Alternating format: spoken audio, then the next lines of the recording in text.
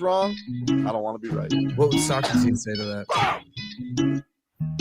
It tickles my fancy. Oh, okay. Okay. Goosies. I don't have hair. Oof. You got Marcos. That's not.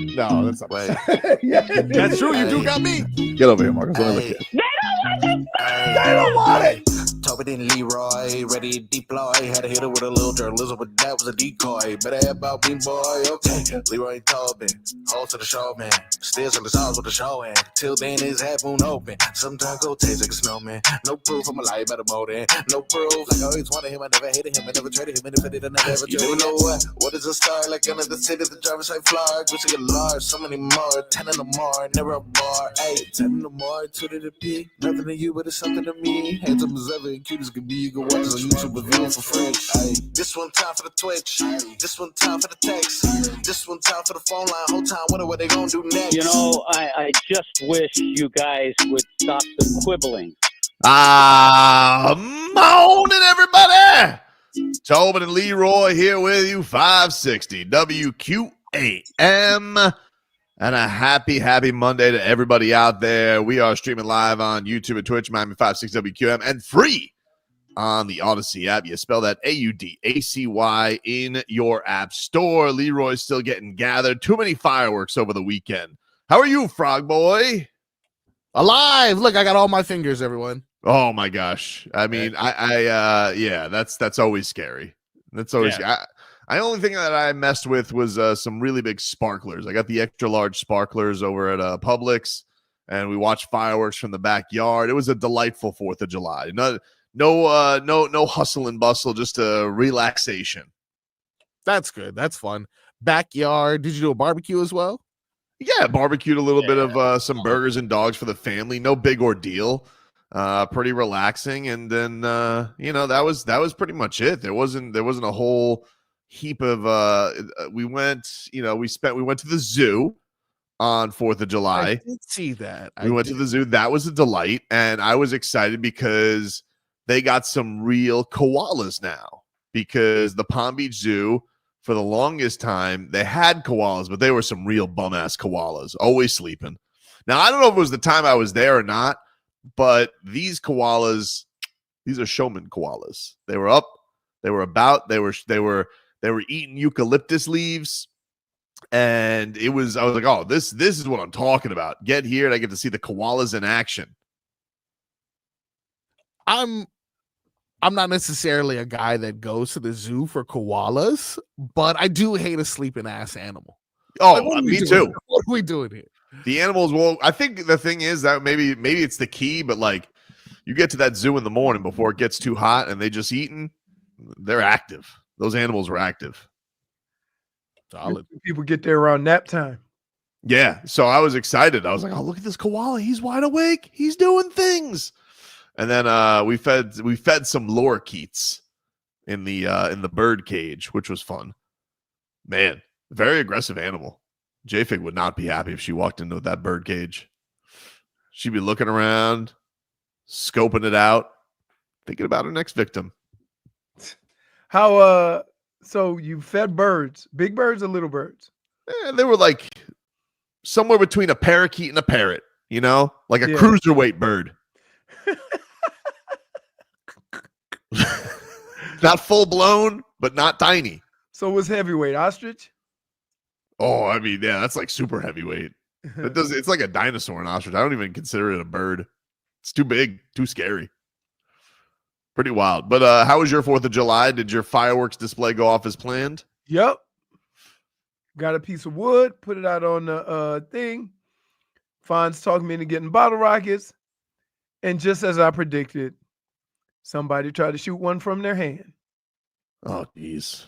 Yeah. Yeah, you did call that one. You did. So wait, like, first of all, stupid can't be creative. So the bottle rocket was lit. Holding on. Everybody's saying, you got to hold it lightly. Let it go off. Yep. Then all of a sudden you're, shh. He's still holding it. Let it go. Let it go. So, yeah. Right. I saw videos this week. People shooting Roman candles at each other. they had on some guys that had on mascot uniforms shooting, thinking that's protection, and someone shot one right in the mouth. Like, yeah, man. Why we can't just enjoy the fireworks? I don't know, man. Not enough. It's never enough. I don't know. Let's get to headlines brought to you by Doral Kia. Doral Kia, choose from over 500 new miles of Kias and inventory of the Sportage, Sorrento, and Telluride. When it comes to Kia, the great deals are at Doral Kia. The Marlins, they dropped 2 out of 3 to the Brew Crew. They lose yesterday 3-1. I was boots on the ground for that one with the family. Fun. For Jim Leland Day. It was fun. It was fun, especially for 2 things. One, my kids got to learn about the great Jim Leland, who gave a great speech, by the way. Still with it. Jim Leland is still with it. He's got himself, and he was giving a lot of love to the to the Marlins, and he's like, yeah, I hope you guys support this team. He's playing some of the best baseball. And I was like, yeah, Jim Leland. And he had a whole crew there. He had Luis Castillo, and he had El Pulpo, Antonio Alfonseca, and his 6th finger on each hand. He was there, and Alex Arias was there. So you had some heroes there along the way for Jim Leland, making the Marlins Hall of Fame. And then my friend Christian Yelich was playing left field, and we were sitting right above the left field bleachers. So I was like, he never plays the outfield. And I'm like, of course, of all days, today is the day where Yelich decides, get some left field in today. And, well, now he has 2 Tobins on his list because my son is furious because he never threw him a baseball. Wow. Never threw him a baseball. You think he turned around and recognized it? Like, that kid looks familiar. Hard to say, Marcos, because I don't know how good his eyesight is. I imagine good as a baseball player. I do feel like there were some moments where he was like, He was looking up there, goes, something about those. But this did not stop the fact that he had, one thing that I love about my kids is they got my back. And they got your petty back? They got my petty back, and I'm explaining the story to them, and my daughter decides, because she's like, baseball, not sure if I'm digging it. So she decided, you know what I'm going to do? Heckle. I'm going to spend, well, not even heckle. She heckles like a Gen Zer, and that is she's going to cyberbully him. Whoa! Which is she's going to cyberbully Christian Yelich. And so the entire game, while Christian Yelich is just sitting there minding his own business, anytime that he did something, she's just like, I'm going to make that a meme. And so she's got Christian Yelich out here, and she's putting out on the game. She's got him serious. She goes, standing like a baddie. Okay. Jeez. He's getting it from all levels now. He's getting it from all levels. Levels. Christian Yelich. And then, of course, this was a classic. Very mature from my 13-year-old. Just him pooping. That's always funny. That's always funny. That's why it's funny. Just he's squatting. I'm going to put a poop emoji right there under it. Yeah, solid. She goes, okay. There's Christian Yelich scratching his butt with a thought bubble that says, man, it's itchy. Little peach emoji there, too. Yep, little peach emoji, just so you know he's scratching his butt. And then Christian Yelich, of course, as a frog. Oh, that was not bad. I like that. This is how she spent the game. Solid. She basically had to find entertainment on her own. And she came to the conclusion baseball wasn't going to do it for her. She's like, come on, do something embarrassing. Like the entire time on Yelich, just heckling him from the. Nah, if she wanted embarrassing, she got to come out to spring ball. Somebody might step on their glove. Yeah, maybe. He actually had a really great play in left field. He had a couple of huge plays for the. Now he did do it with nothing but ground balls, which was the entire point of my argument. The first time that this happened, he beat out an infield hit, which led to a 2-run homer for somebody else. But that was completely my point the entire time. And the other thing was that was annoying is I met a lot of great people at the game, a lot of listeners at the game. It was a fun time. There was one guy a couple of rows in front of me, and he goes, "Hey, Yelich, Gotta love heckling in baseball. You really got a hold of that one. Another strong ground ball. And I'm thinking to myself this entire time. I wanted to say that. No. Well, I was thinking it, but I was thinking to myself, man, if Yelich did hit me, does he think I'm yelling that at him? Oh, Does he think that's me? Because this guy was just going in on his ground balls the entire time. Hey, Yelich, another real screaming ground ball, short. Just going in on him the entire game. I'm just like, shut up. He probably thinks it's me. Oh my! by the way, my name is Tobin. No, that's not me. And then I would have to chime in and be like, no. How wasn't me this time, Yelich? Although, Hey, you did throw in at this time. well, yeah, I can't ignore what was, what my past transgressions are. Got a Jim Leland bobblehead. My son see he thinks it looks like Stanley. It does with glasses. But it can't look like Stanley. Stanley's no longer with us. Oh no. Well, I'm happy that Jim Leland got that moment. And he even said this is one of the greatest honors I've ever had. I was like, oh, good for you, Jim Leland. Happy for you. Is he inducted into the Pittsburgh Hall of Fame? I don't know. I don't know if the Pirates do a Hall of Fame. Right. One would think that he should be. Yeah, because that was in Pittsburgh's heyday. Like not, the 70s and 80s, but I'm talking about when he was there. It was almost like a resurgence.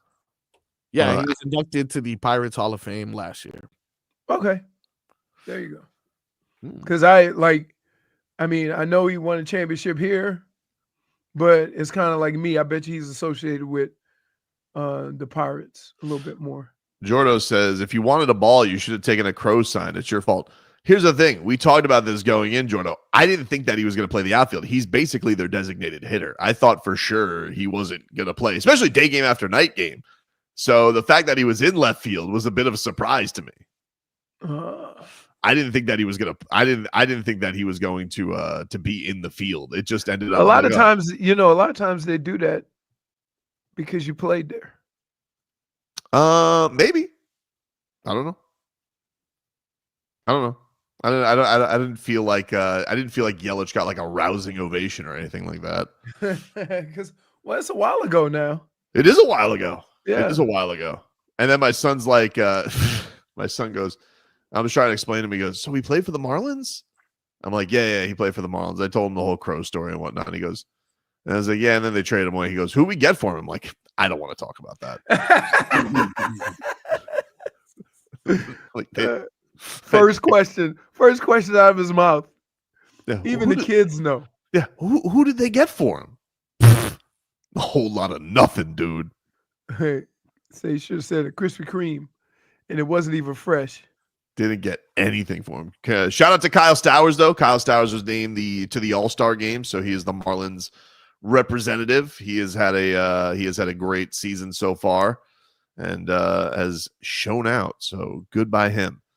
That was the Fish, and then in the Gold Cup yesterday, Mexico defeated USA 2-1. 2-1 filthy.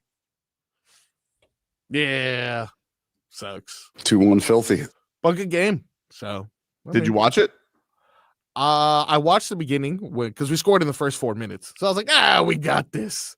And then I kind of looked back, and I think it was like the 70th. They scored the second goal, and I was like, all right, well, there's that. Yeah. But I think we have a guy in this Diego Luna. I don't know about soccer, but this guy's all the rage apparently. All right. I don't know. I see people on social media seem very soccer mad at this, especially at Team USA, and I'm like, I mean, I don't know what to tell you. Like, I feel like I've been hearing the same arguments about the U.S. men's national team for 20 years. Yeah, it makes sense. So sorry. Well, it happens a lot in basketball too. That sometimes the European players from other countries have a head start because there are no requirements when they can go turn pro. And for, here in a lot of sports, there's stipulations where you can't just, go to say a club team when you're 15. like a lot of these soccer players do, and baseball players in other countries. They start playing professionally when they're 15 or 16. They join a club. So maybe as far as development, those guys are a little bit ahead of the U.S. who doesn't do it that way. RVA Richie says, I was so angry. I kicked my couch. I'm sorry. I understand. I apologize. This Luna guy, everyone likes him not only because he's cool. I mean, obviously he scored 3 goals in the Gold Cup, but he has like tattoos and blonde hair. Like, I can get behind this guy. He's got a look. Yeah, he's got a look. Not like this Messi picking on MLS teams. Grow up, dude. This Diego guy is pretty good. Maybe the new GOAT. So, Marco. Whoa. Shams bomb. Is it a bomb, though? Are you going to pick up DeMar DeRozan from the airport? It's not DeMar DeRozan, actually. That's good. It's pizza in the cafeteria. Huh. Hey, could you imagine if major breaking news came across the thing and the news guy goes, huh.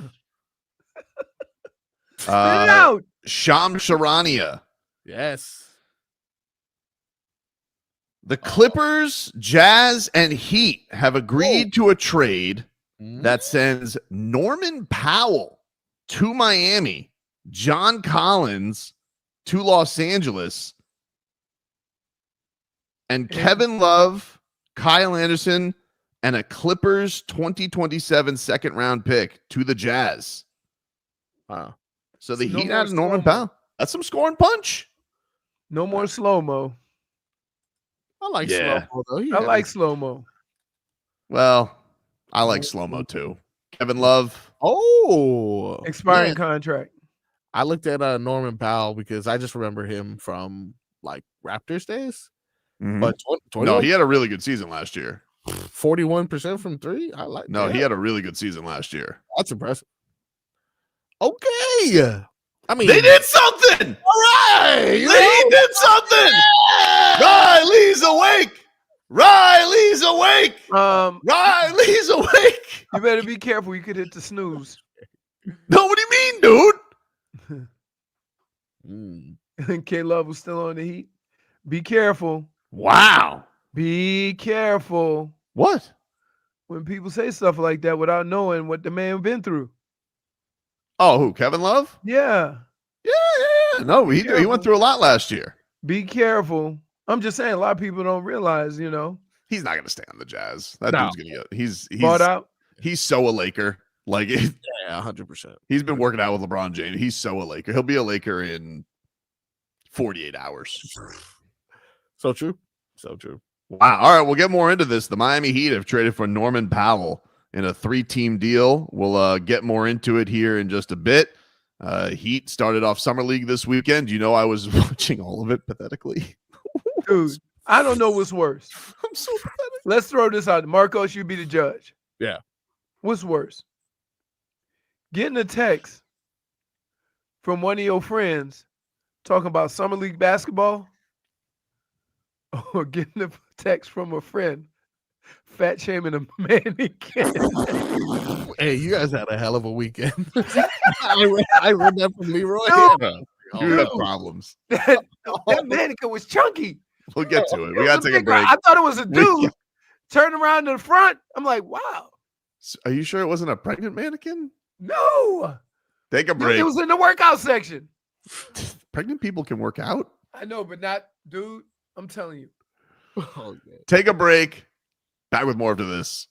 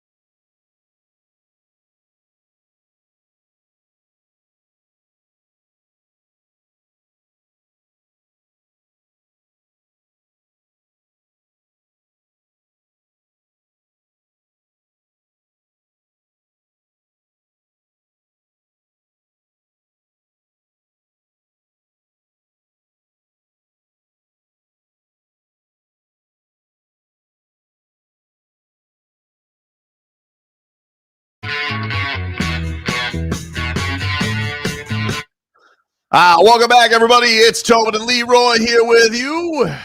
560 WQAM. Take you guys up until 2 here on the program. If you're just tuning in, we got some breaking Heat news. The Miami Heat have just traded for Norman Powell in a 3-teamer with the Jazz and Clippers. The Heat are acquiring the very high-scoring shooting guard from LA. Last year of his deal, makes $20 million this season. He'll be a free agent after next year, unless the Heat are going to extend him. John Collins, who was in some Heat rumors, he's going to the Clippers. Kevin Love, Kyle Anderson, and a Clippers 2027 second-round pick to the Jazz. So the Heat essentially got Norman Powell for 2 expiring deals and flipped for the expiring deals, but they gave up nothing for him. I mean, respectfully to Kevin Love, didn't play last year because of everything he was going through. And Kyle Anderson, slow-mo. It was a great 30 games, dude. So the Miami Heat go and get a guy who's a career 40% three-point shooter, had a career high nearly 22 points a game last season. We were talking a lot. I think we were all expecting, hey, were the Heat going to get in line for the Bradley Beal sweepstakes that are probably going to start here? This would obviously. You want Bradley Beal? Well, I'm just saying that there was a lot, Leroy, there was a lot of fodder over the weekend, whether I want him or not. There was a lot of talk. I don't really think it made a lot of sense, but you're essentially getting a guy with the Clippers last year who did exactly what Bradley Beal is, same age as Bradley Beal, and is a better shooter than Bradley Beal. Right. But but man, we got action, Jack. We got action. And as Emmanuel points out, does open up a roster spot for Miami. So in case they do want to get Damian Lillard, wink. Mm-hmm. So they now have a roster move. I hear you. David said, did we learn nothing last year? Terry Rozier, a shooter, a looter, and a riot.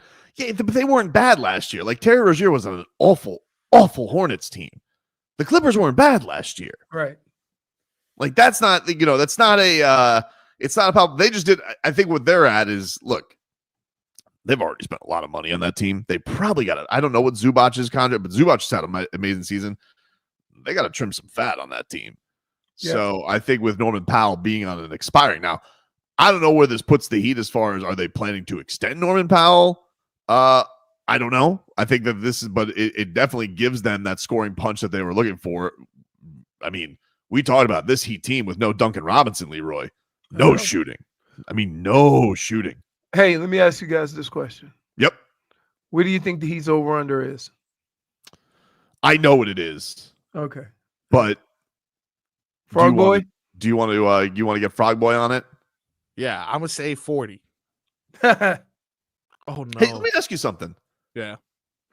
Did you read the show sheet? Why? Is it on there? Or did you just happen to hear it? Who, me? Yeah, you. Oh, he's talking to Leroy. Okay. No, I was looking at the email. You looked at the email? Not you got the email. Oh, so you got the over-unders from like Bet Online? Yeah. Oh, I thought he actually read the show sheet. I was so proud of him because I actually put it on there. Wait, you put it? I'm so stupid. I'm a stupid boy. Yeah. Oh, I'm a stupid boy. Oh. Why would I think that?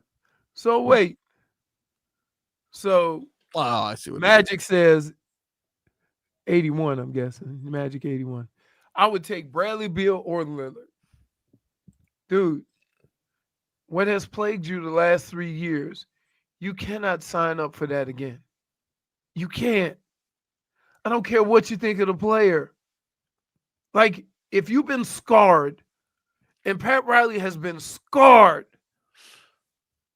by the injuries and not knowing what to do with the talent because you never see the talent on the court, it would be buffoonery to then go out and sign an injured player.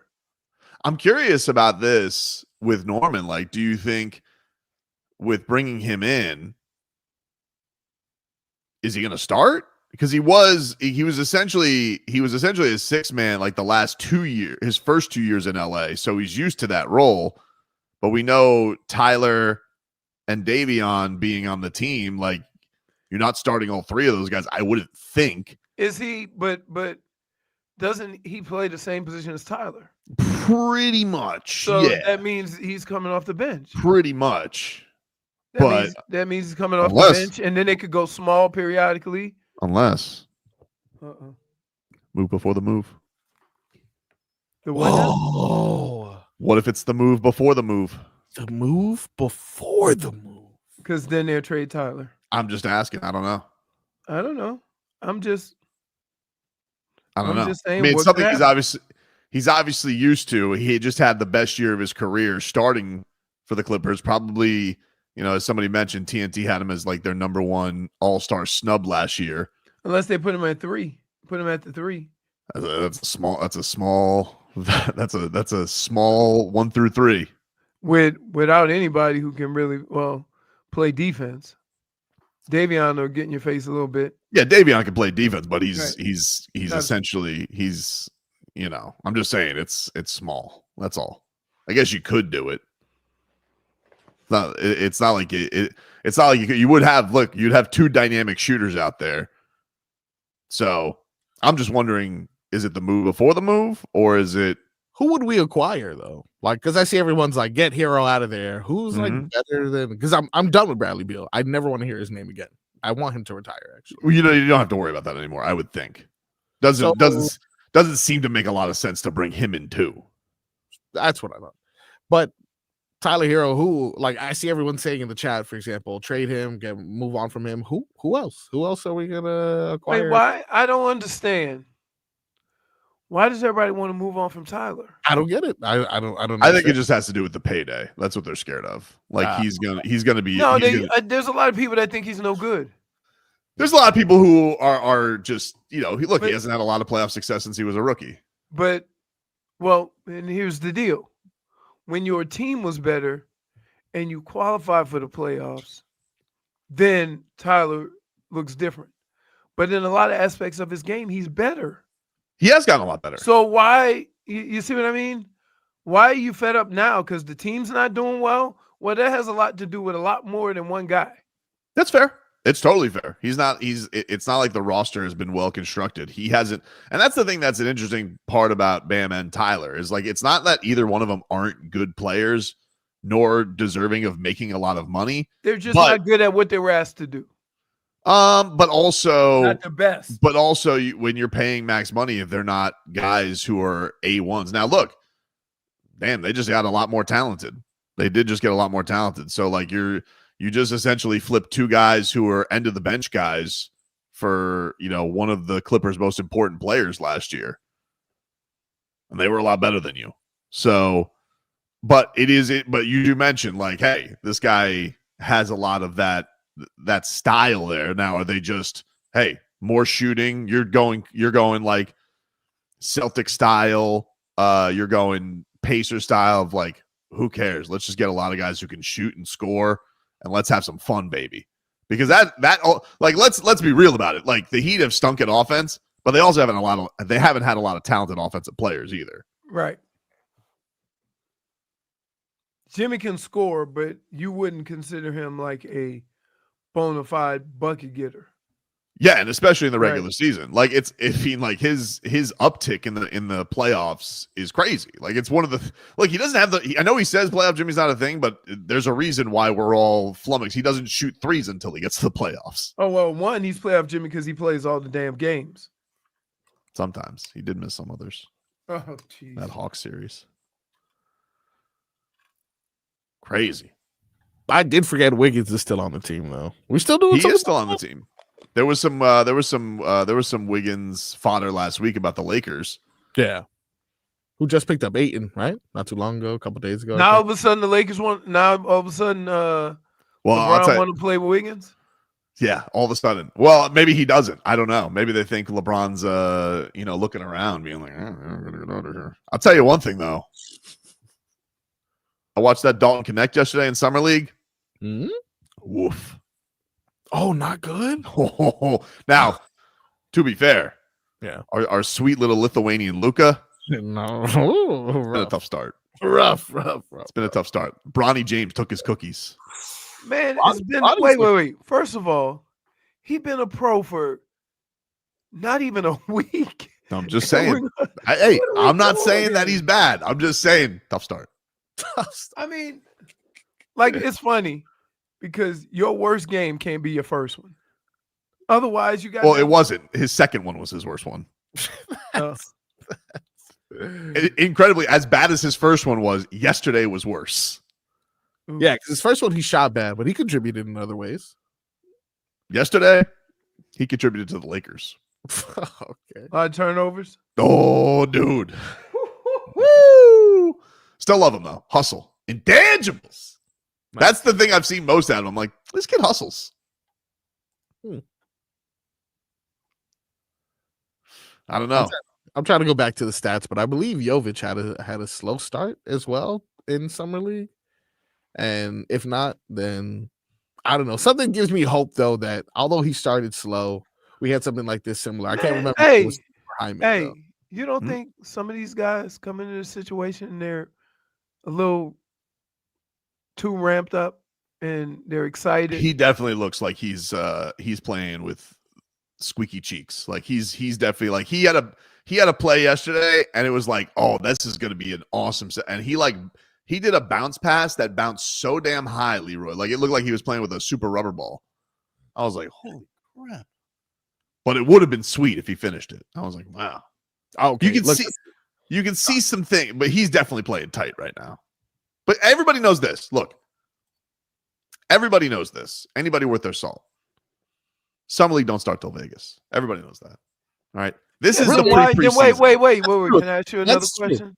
That's true. If that's the case, then why are you getting all crazy on him already? Oh, I'm not getting crazy. I'm just explaining. I'm just telling you what happened. Okay. I found the stat that I was looking for, essentially. Jovic first two summer league games in 22, he had just 9 points. He was 1 for 7 from 3 and 4 for 14 overall. And then in the third one, he had like 25 points. So maybe that happens the same thing with our boy Ghosty. Maybe he does the same thing. Third game. Leroy, yeah. I mean, that was my original. And Leroy was like, he's 19. Right? Yes. Telling you, like those first couple of games by Jovic. Yeesh. I'm actually, it's not even the thing I'm most concerned about with Summer League. But I got to take a break. I'll tell you what it is. We'll continue talking about this Norman Powell trade. If you're just tuning in, the Miami Heat have traded for Norman Powell in a 3-team deal. Kevin Love, Kyle Anderson heading to the Jazz. The Clippers the Clippers get John Collins from the Jazz, who also the Clippers sent a second-round pick. But the Heat are getting Norman Powell. Great season last year for the Clippers. In the last year of his deal, making $20 million. 32 years old, shooting guard. Add some shooting to the Heat. Pat Riley is awake. This hurricane.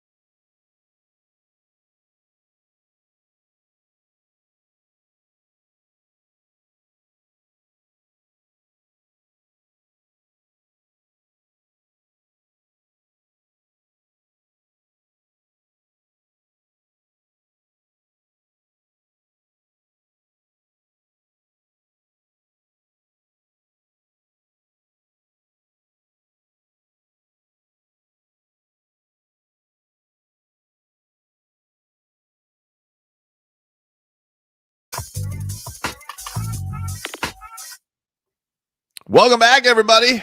Tobin and Leroy here with you. 560 WQAM. Take you guys up until 2 here on the program as we're talking right now about the Miami Heat. They made a move, dude. Wow. Making a move. The Heat, they have acquired Norman Powell in a 3-team trade with the LA Clippers and Utah Jazz. John Collins goes to the Clippers, and the Jazz get Kevin Love and Kyle Anderson and a Clippers second-round pick. So Miami Heat basically flipping those guys who are expiring. Didn't play very much. Oh, Kyle Anderson had his moments. Slow-mo. Are you going to miss slow-mo, Leroy? Leroy's not going to miss slow-mo. I mean, you can't be an up-tempo, get the ball up and down the floor with a guy on your team nicknamed Slow-Mo. Well, that's fair. Now, keep in mind, he was a pleasant surprise because he did a lot of things that a lot of guys couldn't do that were on the Heat team.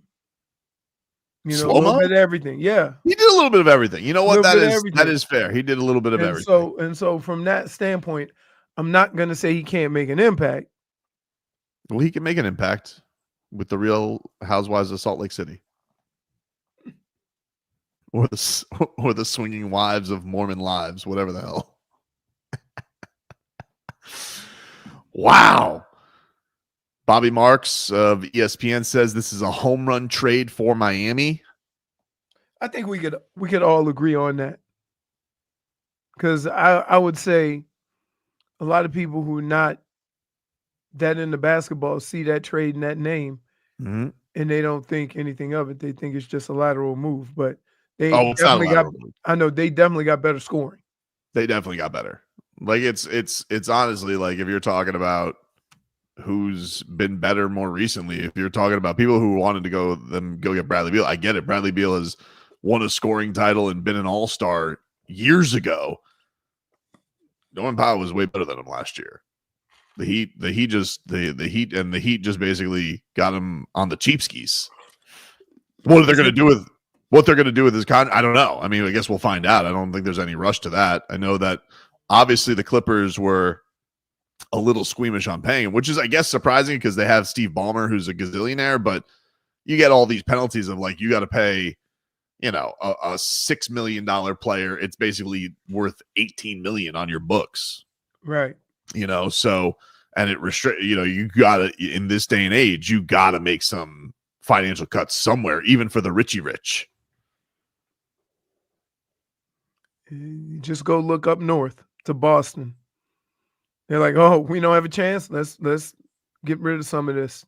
Mm-hmm. And then the worst thing is, like, for right now, the worst thing, I mean, like, he's going to be if they don't extend him, he'll be an expiring deal next year.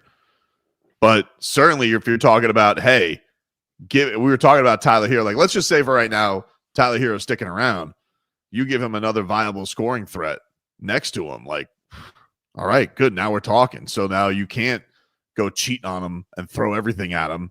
And you got some guys who could actually put, some damn shots in the basket.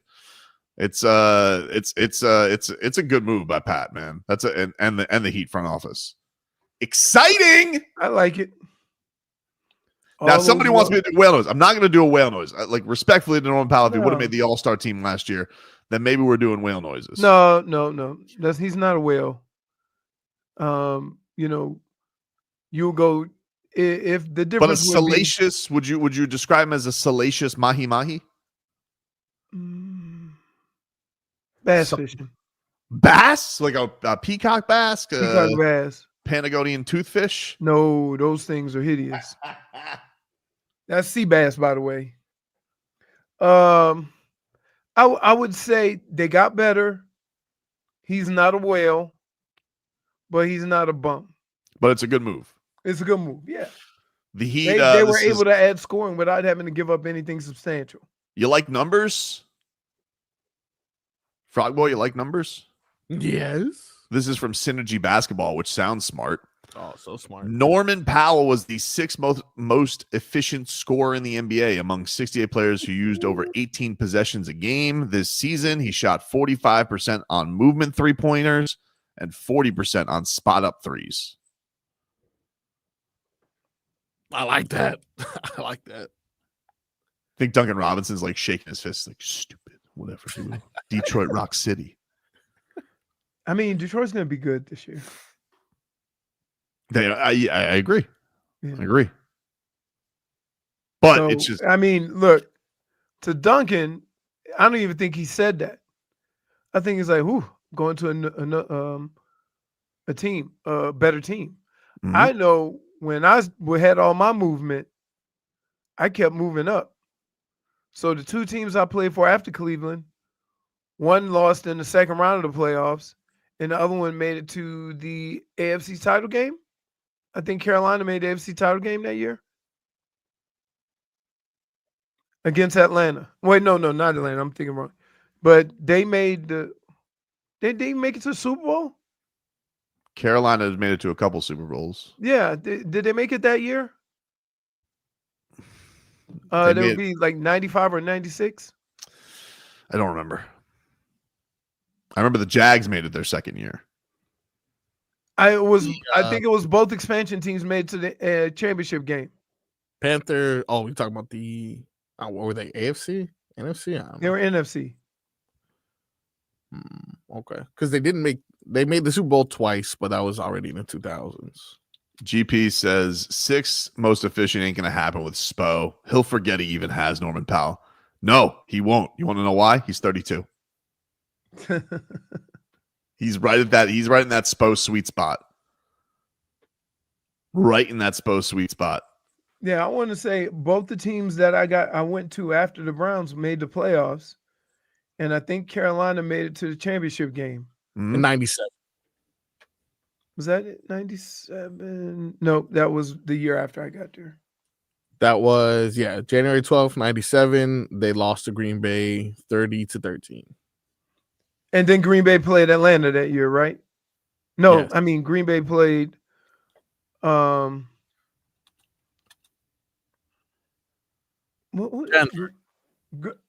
Green Bay played Denver.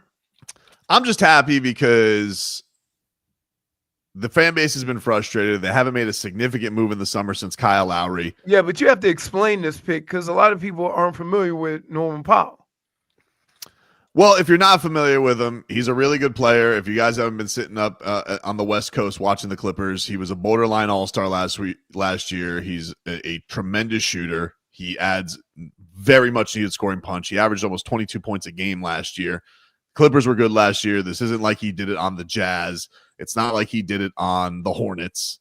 And you're in a situation where you're not taking on a lot of money. He makes $20 million this year. I don't know what's going to end up happening with his contract or what the Heat are going to do with contracts. I think but I do think that as far as like, hey, we were talking about, are they going to bring in a Bradley Beal? Or maybe they think Bradley Beal's going somewhere else. And like, you know what? We still do need to add somebody. This guy for Kevin Love and Kyle Anderson. Right. I mean, Pat Riley knocked this one out of the park, dude. He did. I mean, like, and I think the Heat fan has just been so frustrated with them just sitting here. And look, to be fair, he ribbed it out of us like a frog. This is not running it back. You've actually made a significant move. Well, my thing is that they've always been smart with how they give away assets. So they don't ever just to have a guy they're going to do anything. So from that standpoint, I'm okay with it. And then because they didn't make a move right away, everybody was up in arms. They made a really good deal. They did. So we'll see.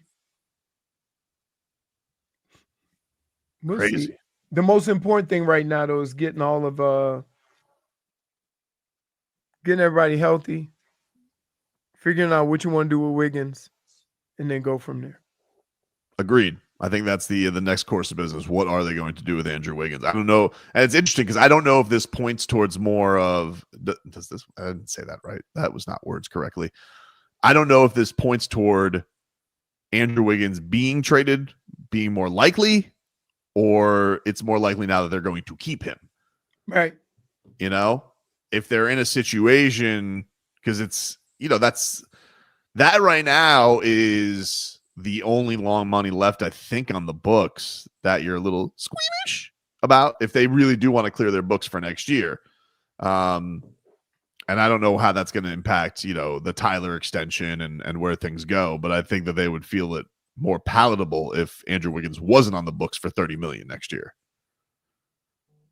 But also, maybe they feel like with adding Norman Powell, it doesn't put as much on Andrew Wiggins to be that guy maybe they were expecting him to be.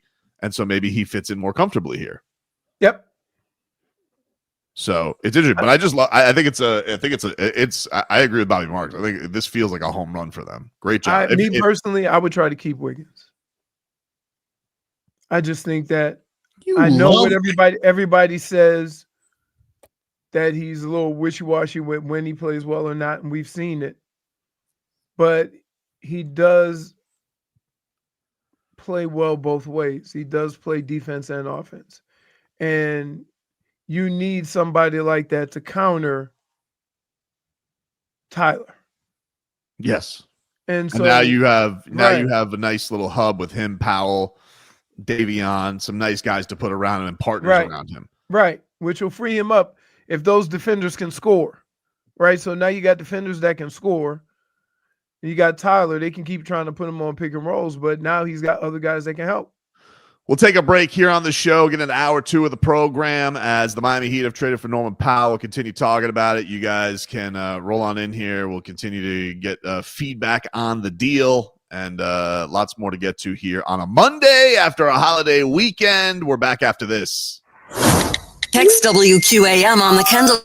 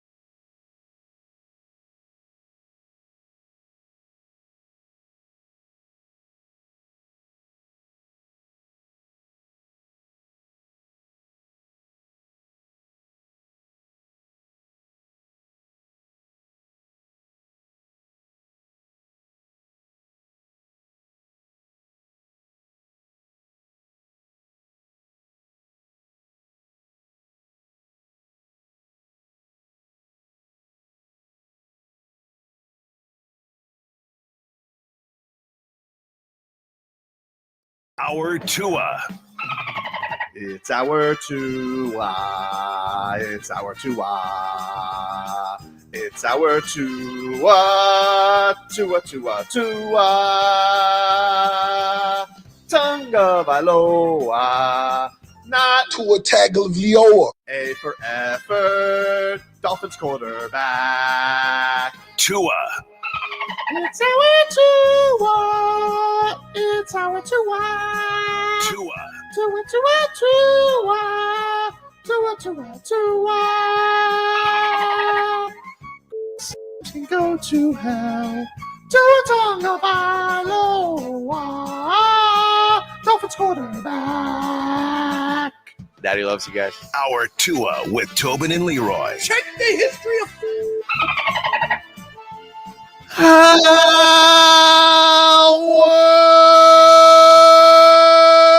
Norman of the program, ladies and gentlemen. Wow, always wanted him. Yeah.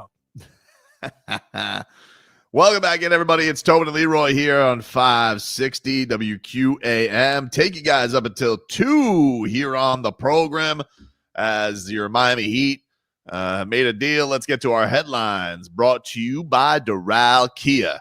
At Doral Kia, choose from over 500 new Kia miles in inventory at the Sport, Sorrento, and Telluride. Remember, when it comes to Kia, the great deals are at Doral Kia. We'll get back into the Heat trade here in just a second. Marlins dropped 2 out of 3 to the Brew Crew. They lose 3-1. Kyle Stowers, though, making the All-Star team. So congratulations to that Stour power, as he has had a tremendous, tremendous season. In the Gold Cup last night, Mexico defeats USA 2-1 filthy. And, people are mad about it. I don't know what to tell you, but, I'll tell you that soccer's going to turn around here one day. One day soon. One day. Just stay patient, guys. I've always said, old Tobes will tell you, soccer's going to turn around in America one day. I'm telling you. That's what I always say. Always said that. Yeah. Oh, I've always said that, One day. You saw our boy Messi. It's kind of pissed me off. I'm not going to lie to you. What did he do? He was dominant in a matchup against Montreal on Saturday. Oh, there was yeah. a play where there was like 7 of them on him, and he like danced through everyone and was able to score. And I'm like, you know what? You're upset that he could do that against Montreal, but not PSG? Really cool that you're doing it against the Canadians, but it's like, kind of like big fish, little pond. You know what you need to look at it like, Marcos? You need to look at it like, when Floyd Mayweather was doing exhibitions against kickboxers in Japan? Yeah. That's what you need to look at Messi like, What? That's But what see, it's like. Floyd If Mayweather, Floyd Mayweather to fight Terrence Crawford right now, he gets smoked. Yes, but Floyd Mayweather wasn't responsible for bringing the sport of boxing to wherever he was going. This torch wasn't anointed him. No one was stalking Floyd Mayweather at the Filipino Publix, whatever that would be, whatever he was doing these crazy things. Messi has been given the task and been given beyond the keys to not only the city, the league, to bring this soccer culture. And he's just kind of, beating up on the chumps. He's just beating up on the chumps. Man. So if you guys are just tuning in, the Miami Heat have acquired Norman Powell from the LA Clippers in a 3-teamer with the Utah Jazz. John Collins, West Palm Zone, he goes to the Clippers. And we say goodbye to a man who in a lot of ways was like a bra. Okay. He was always there for support and the jokey jokes. And that is Love. Kevin Love is going to the Utah Jazz along with Kyle Anderson. Slow-mo. He seems like a Utah Jazz fit. Oh, does he? Yeah. He does feel like, I feel like him and Mrs. Love would love like the soirees out there in Utah. Yeah. I don't feel like he's going to stay there though. Something tells me, like, again, I said this in the first time, but something tells me he'll be a Laker in about 3 seconds, or maybe he'll retire. I don't know. Maybe he's done so. I'm just happy that we can go from this In a lot of ways, Kevin Love is like a bra. back to this. If I see one more time that stupid full court pass and nobody does that like Kevin Love. Yeah, I get it. In fairness, though, I was in a petty place. I did that rant, in the midst of LeBron returning to the Cavaliers. I will say, I was watching that Summer League game yesterday, and part of me was like, would Bronny be better sweetener than Dalton Connect for Wiggins? Ooh. Yeah, he was giving Jakučionis the business. He was. He looked, and I was happy to see. He didn't look like an all-star, but he kind of looked like he belonged on the court. Albie says LeBron will now stay on the Lakers once he gets Kevin Love. Like, that's what I would do. I was like, hey, you get his friends in. He brings in the jokey jokes. But this deal was a smash hit. Love it. You feel better than you did last week? week? I do feel a lot better. I feel like we're back in action, dude. I'm excited. Can I make a suggestion for future situations? Why? What? You trust Pat Riley? I do trust Pat. Why? Because I went on a rant against him? No, I would say. I do wish I had my window today. What I would say is be a little more patient next time. One could say maybe, look, I don't mean to give myself a pat on the back.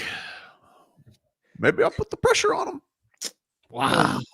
Maybe I put a pressure on him, Maybe it was old Tobes yelling like a maniac. Or maybe they had been working on this for a while. I don't know. Because it starts with the team that wants one player.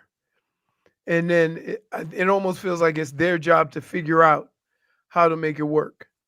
Right? And so that's why you have all these different teams. Do you feel like, Marcos, I deserve credit for this, or do you feel like I was an ingrate bastard? Well, I think your words were definitely heard because Ira Winderman called you the ranter. Ira Winderman did call me the ranter. And by the way, I'm not the one who wrote the Trade Bam column this weekend, Ira. Oh! I referred to him on the YouTube channel this weekend as the detonator. He wants to blow it up. Well, now we know. I guess now we know Bam's not getting traded. Yeah. Why? They got Norman Powell, baby. They're not trading Bam. They're not trading Bam. They're not trading Bam. I'm just saying they're not trading Bam. I'm not saying they are. I'm saying that you're just making some assumptions right now. You didn't think they'd ever make a trade like Norman Powell. I did not think they were going to make a trade like Norman Powell. I did not think I was going to sit down here today and be like, oh, we got Action Jack. I thought we were going to get I thought we were getting Beal on a buyout, And I was like, yay. I had to feign enthusiasm. I'm actually really excited about this. And now we got the Dame spot open. We want Dame. Dame want to do not a broke player. Why not, dude? Baby, come on, let's go. Because only an idiot would do that. Why? With the way your last 3 seasons have gone due to injury, your response is to sign an injured player? That makes no sense. Listen, we got all these aprons and taxes to worry. It's scar tissue. You can't know. That's a scar that you can't, somebody has to say, I need guys that are going to play games. Salt water is great for the Achilles. I've heard that. People say that. Totally for sure. We got all these taxes and aprons, but you want to know what's tax-free? Dame Dollar. Ooh, look at that. I'll take minus. Sounded -1. Sounded a lot. Marcos, you knew damn well that deserved a -1, but because you a yes man, stay hydrated, champ. That's right. That's right. You ain't even doing. Don't you yell at my little stool pigeon? Yeah, do your job. You know that was garbage. No, because no matter what, we're still hungry. We're still hungry. I like that one. We're still hungry. But I also like JFigs. We're still hungry. Oh man. I tell you what, nobody was hungry Friday. What? How'd it go? Dude, let me tell you what the menu was. Had a little something for everybody. We had oysters Rockefeller. Wow. 50 of them. Got a box of them. We had ribs. We had hot dogs. Anytime I get hot dogs, I got to go get some chili from Proper Sausage. right? We had hamburgers. We had somebody made potato salad. Somebody made greens. Anybody bring potato pie? No, hell no. But big spoon. Ready for this finisher? What was that? As the finale, creme brulee cheesecake. What? Wow. Little individual sizes in a little cup. Come on, what is she running a restaurant like that? That's- In the little shot Hey. glasses? That's how we ate. It was like, oh, yes. Goodness gracious. Yep. There were so many people over, the dogs just laid down. They got exhausted. How about that? Whew. We'll take a break. We'll get some more here. We got the mixed bag coming on up. Leroy's game balls and game bums as well. Back after this.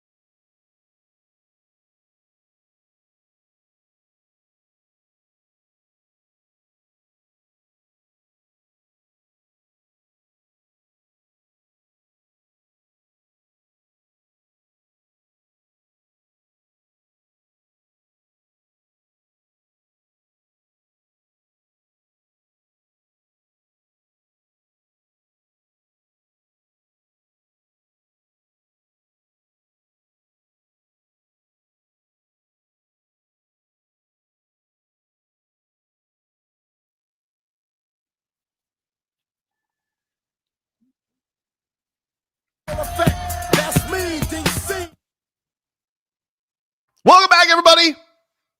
Tobin and Leroy here with you. 560 WQAM. Take you guys up until 2 here on the program. Miami Heat making themselves a big-time trade today. They acquired Norman Powell in a 3-team trade with the LA Clippers and Utah Jazz. Kevin Love has been traded. He has reacted on Twitter. Would you guys like to see Kevin Love and what he had to say, Leroy?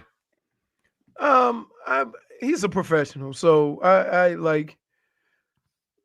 You can play it or show it, but I'm pretty sure he's going to be very professional. No way. He's changed. It's a long way to say yes. I think it's going to be the Wow, dude. I'm sorry. I'll take a -1 for lashing out. I apologize. -1 for lashing out. That was just bad. Kevin Love said, "Never thought I'd be a math problem. Welcome to the NBA." As Kevin Love can say it. Right. Well, something tells me he's going to be I'm sure in a very fine location. The Heat trading out Kevin Love and slow-mo Kyle Anderson for getting Norman Powell. John Collins ends up going to the LA Clippers in a deal. So right now, Miami Heat have a roster spot open. Also got to wonder, like, I'm trying to think, like, what do they got as far as size is concerned? I mean, they got Ware, Jovic, Bam. Probably got to add. I mean, maybe they use that side to add a little bit of beef. Although I will say, the big boy from Michigan. I got to tell you. Hey, he looked good. I liked Vlad Golden. He had some moves. Yeah, I like that. It's a good pickup. Plays like a European 7-footer? Not necessarily. No, he plays. You know what we miss? He plays like a true big, throwback big. Although he had a very pretty move on the baseline. I was like, whoa! Didn't think that he had that in his bag. But mostly it was just paint, follow up, tips, rebounds. That's what we need. Yeah, beef. But he's on a 2-way. I don't know. That means you're gonna spend a lot of time in Sioux Falls. Yep. But putting him on a 2-way means you're limited in how many times you could do that, right? You are limited in the amount of games you can play, yes, and you're not eligible for the postseason roster. But, I mean, they could be in a spot where, like, they figure middle of the year, they could be like, well, let's give him a standard deal. We like him that much. Right. But I liked him. 2-way deal, you can get got, right? Two-way deals like practice squad, that if you put them on the main roster, you can sign them. Yeah, you can if you have a roster spot open, you can sign them to a standard deal. Okay, so anybody. I don't know. The G League, the Summer League, and all these little quote unquote tournaments that they play. Mm-hmm. All these 2-way guys are basically doing interviews. Basically, yeah, it's like having a pro day. Because, but I think a lot of times you have to sign some guys to a regular deal because of who else wants them, not necessarily because you want to give it to them. Let me ask you this. Some boots on the gram right now, which I don't know how to feel about this. Monday after the 4th? Yeah, I'm boots on the gram. I'm trying to figure out this. I'm learning this Norman Powell, I'm trying to see who does he follow? Like who interests him?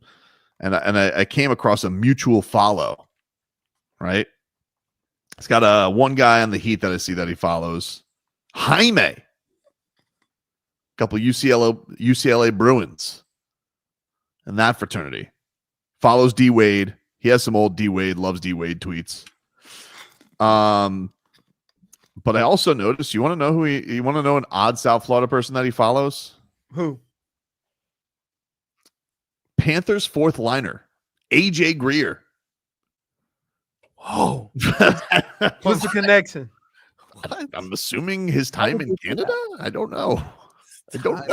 Yeah, that makes sense. Yeah. I don't know. I really don't know. I was trying to figure that one out, Leroy. I don't know. I couldn't come to, but I was like, AJ Greer. See the standards. You're like, oh, he follows Dame, Dwayne Wade, Kyle Lowry. They were teammates. And then I was like, AJ Greer. Trying to figure that one out. Don't really get it. Maybe they worked out at the same facility in Canada one time. I don't know. Is that a weird first question at Media Day? How could they work out the same facility? They're two different. No, I mean, you know, well, I know, like sometimes these athletes, they have like those super gyms. I don't know. Right. Is that a weird first question at Media Day? Hey, why do you follow AJ Greer of the first question? What about a fourth question? Yeah, oh, that's good. Can I ask him in the fourth question? When you talk to somebody, question. This is just I don't know if it's an old man conversation question or a question that, you know, a sane person is asking. Al Macco You says, think people gonna think you weird if you ask them who they following on Instagram? Because it seems kind of like, why are you all up in my business, dude? It does. I understand, but I'm going to say, like, listen, I get boots on the gram. Like we were just learning it. I just happened to notice. You know, like I happened to notice Kasparas Jakučionis when we drafted him on draft night. He followed the Miami Dolphins. I'm like, that's kind of weird. Why does he follow the Miami Dolphins? I mean, local team? Yeah, but he followed him the moment he got drafted. So I don't think local team. I don't think he went immediately like, I got drafted by the Heat. Go follow the Dolphins. No, he followed the Dolphins before he got drafted. Why is that? I don't know. Why? Like, why would they do that? I think it's a perfectly reasonable question. Al Macco says it right. He goes, so a tangible can't like hockey, Tobin? SMH. Right. But AJ Greer? It's not like he follows Chuck. Maybe they're from the same area or something, but he is going to a place where they just won back-to-back Stanley Cups. If he's a hockey fan, then he's like, let me get in on this. So I don't think they are from the same area because he's from California and AJ Greer's Canadian. And that's why. So like, that's why I'm saying, like, do you think do some research as a Toronto Raptor? Did he become like, oh, I like this AJ Greer? You know, maybe he was. That's why I want to know. It's just odd. It's still creepy. Question: Can you have somebody like? Just think about it. You have somebody like that'll walk up to you and ask you that question. Hey, why do you follow so and so? JFig says, ask it as a closer. Yeah, like once he shuts off the phone and gets off, you know, the internet. Can I just ask him, you got cat fever? And then maybe he volunteers that the reason that he has cat fever is because he's friends with AJ Greer, Panthers fourth liner. Or you could ask him, are you a fan of the Panthers? Because I see you followed one of the Panthers players. Do y'all know each other, or just right? Curious. So you think it is a perfectly fair question? I think you're coming to my side now. But here's the problem: you don't know how to caress a situation because you think you can go in. I know how to caress the situation. Don't say I don't know how to do that. Your fist bump when a boxer curses. That doesn't sound like you have a grasp of the damn situation. That's not fair. That's not really? fair. Really?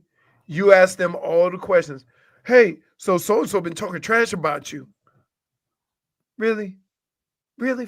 Come on. One time with I'm familiar with your antics. You want chaos and destruction.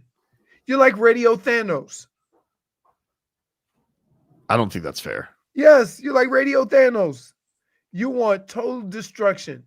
And then those left behind will appreciate what I've done. That's you.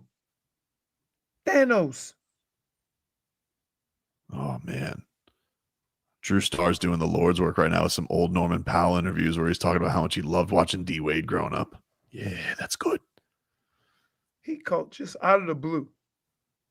What does this expression? We've been watching the show too long.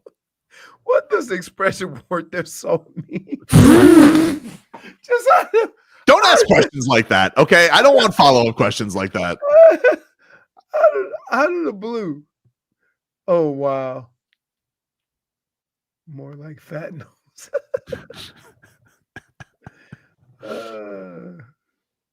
I'm just curious. I think it's a perfectly reasonable thing to want to know. Warm up to him first, though. Okay. Yeah. All right. Nah, I think you should smack the table and say, "Where were you on the night of the Panthers back-to-back?" Why do you follow AJ Greer of all Panthers? Maybe he just watched him whoop somebody's ass. Like when he watched Game 3, he goes, "I like this guy's style." It's like, I'm gonna follow him, man. Follow him and Jonah Gadjevich. I like their style. That's interesting though. His time in Canada, he must have went to like some sort of Calgary game of some sort. I don't know. Strange. That's not close to Toronto. I know, but that's who maybe they played Toronto or something like that. But if you're a Toronto Raptor, you go to Toronto game and you see AJ Greer on the other side. Think the Raptors played the Calgary Flames? I'm sorry, the Maple Leafs play the play. Wait. Oh, wait. Oh, you didn't even notice, Leroy. I would assume right by you. Well, because I thought you were trying to get a comparison. I just was thinking maybe he went there as the Maple Leafs were like, come watch the game. And he's like, oh, this AJ Greer. Tough. I'm gonna follow him. I don't know. I have no idea how this correlates, but this definitely should not be your first question. What did you went through? First of all, you named 3 wrong teams, names wrong and everything. And then you go, no, I don't think you should. Like, just lead with that. Third question. Third question. I'm writing that down. Didn't I have another question I needed at Media Day answered? Yeah, but you cowered it out. No, that's not fair. Ask them what they think about Vice Grip. That's game. So stupid. We'll take a break. Leroy's game balls and game bums are next.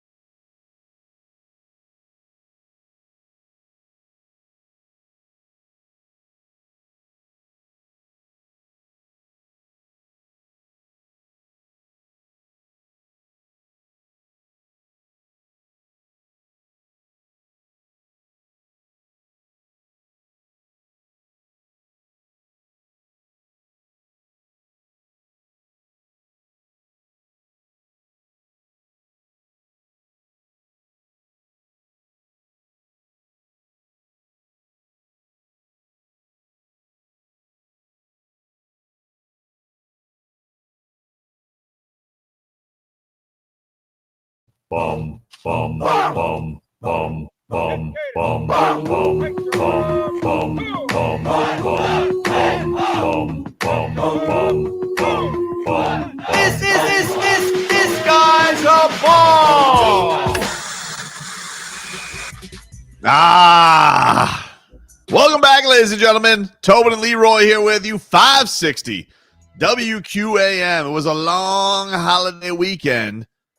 And so it's time to gather around the locker room and Leroy to hand out his game balls in game bums. What do you got for us today, Leroy? Game ball goes to all the people that came over, including my two cousins from New Orleans. It was fun. I hadn't seen one in like 20 years. So it was kind of cool, fun hanging out with them. Everybody got along, blew up some fireworks, fun all around, just fun to have people over or whatever. Game bum. I don't know how we want to do this. Tell me if I'm off. Okay. My game bum goes to new neighbors 2 doors down. Why? Who blew up all their fireworks on Saturday night. Oh. Well, maybe they had obligations. No. Nope. What time was it? 10. Borderline. Nah, can't do it. Firework, you got to blow fireworks with firework blow up day. We talked about this though. We gave a reprieve for the weekend. We said because it is a weekend. You got to finish your fireworks on Saturday and Sunday. You can't do the whole shebang. Yeah, the whole show. Let's say you got a couple left over. And it might have been my neighbor next door. It was it was new neighbors, 2 doors down.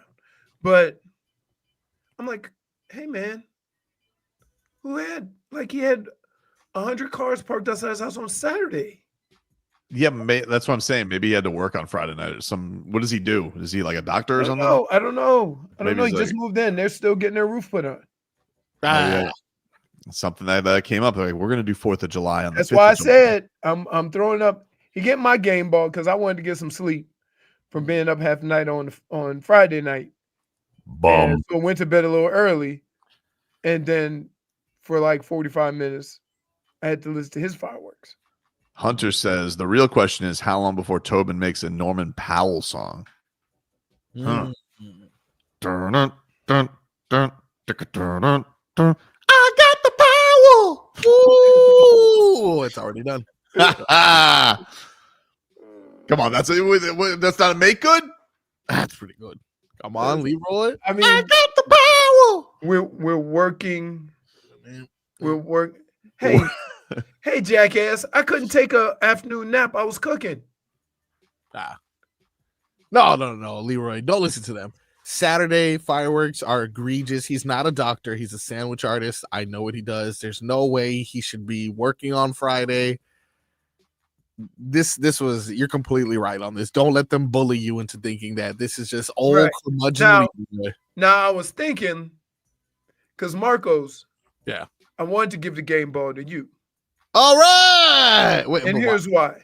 Wait, why? There is nothing Hear him out.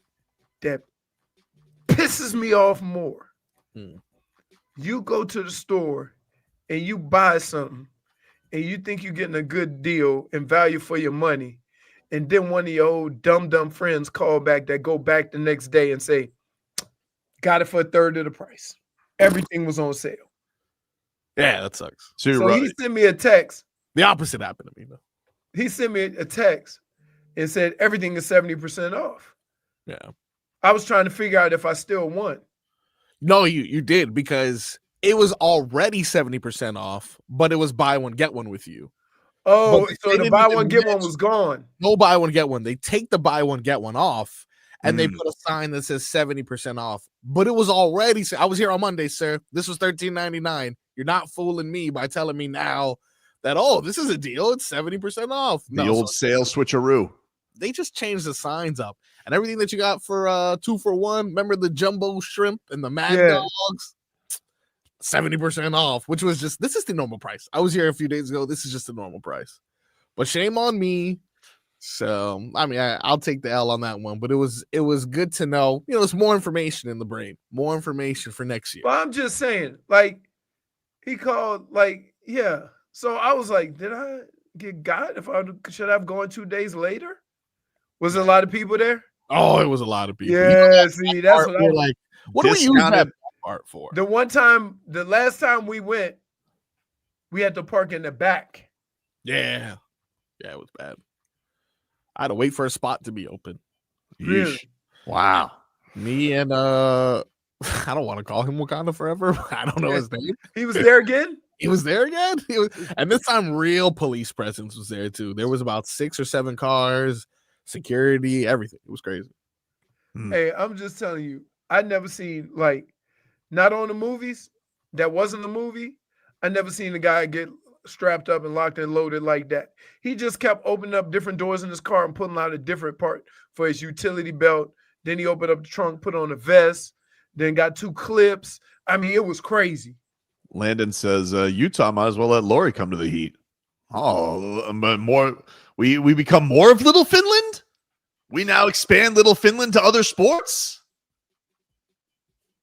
How does it work in a 3-team trade? You know what I've always wondered? Like, do we have to talk to Danny Ainge in this case? I guess so, right? Like, or do the Clippers facilitate? Do they get on a 3-way call? How does it work? Do you have to have a group chat and be like, ugh, I'm on the because you find out, here's what you do. Here's what you do. You find out who's getting what, right? Who wants who? Whether they want an expiring contract or whatever, right? Then you figure out what you want. And then what if you can include in your trade a trade that was going to happen between the Clippers and Utah, but you kind of facilitated so you can get Powell. Right. Like, so when they had one last week, it was 7 teams. The KD trade ended up being 17. Yeah. And so I was wondering, like, is that all on the Suns and the Rockets? Like, that's people going to the Suns and say, what do you want? Right? Can we get in on this? And then somebody going there would say, well, I'm just going to release him. And they say, I'll take him. And it just kind of, but that's probably why they weren't doing nothing last week. I was just wondering, like, if the Heat are like, Danny Ainge is in the trade, though. We're going to get Norman Powell, but we got to ship Caleb to the Utah Jazz. So it means one of us has to call Ainge. Right. But what's most important for them? Either get rid of Caleb or have that expiring contract. Well, I don't know what. I think they're just in full boom. They're blowing up. That's why I'm wondering, like, what are they going to do with Lauri Markkanen? Because they seem very much like, hey, if you're taking on these deals and you're getting Clippers pick, it feels like you're going to go full steam ahead to still tank. Unless, there's another move from them that we don't see, which I guess. I hate that phrase. Tanking, because these teams have a plan. Like, team that traded for Kevin Durant, Houston, right? They have a plan of what they want to end up with and whatever. And they kind of just work it out through that. Like, some of these trades, there's only 2 things where you say, how do you end up there? Buyout, salary cap, or you're getting a player or a pick, right? So with all the teams wanting or having demands on what they want or need, sometimes you got to go to a third party and kind of finagle it so everybody gets what they want.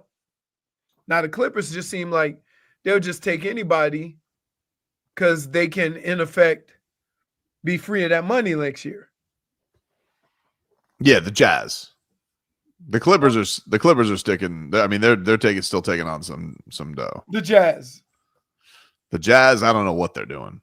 Although I think John Collins is unexpiring too. I think the Clippers didn't want to pay Norman Powell. Yeah, I'm sure. I get it. Like, they got more money sunk into broke down old players than anybody. Bro, they're $40 million a year for James Harden. After that Game 7, bucket getter. Leroy, I mean, did he poop the bed so hard every time in the playoffs?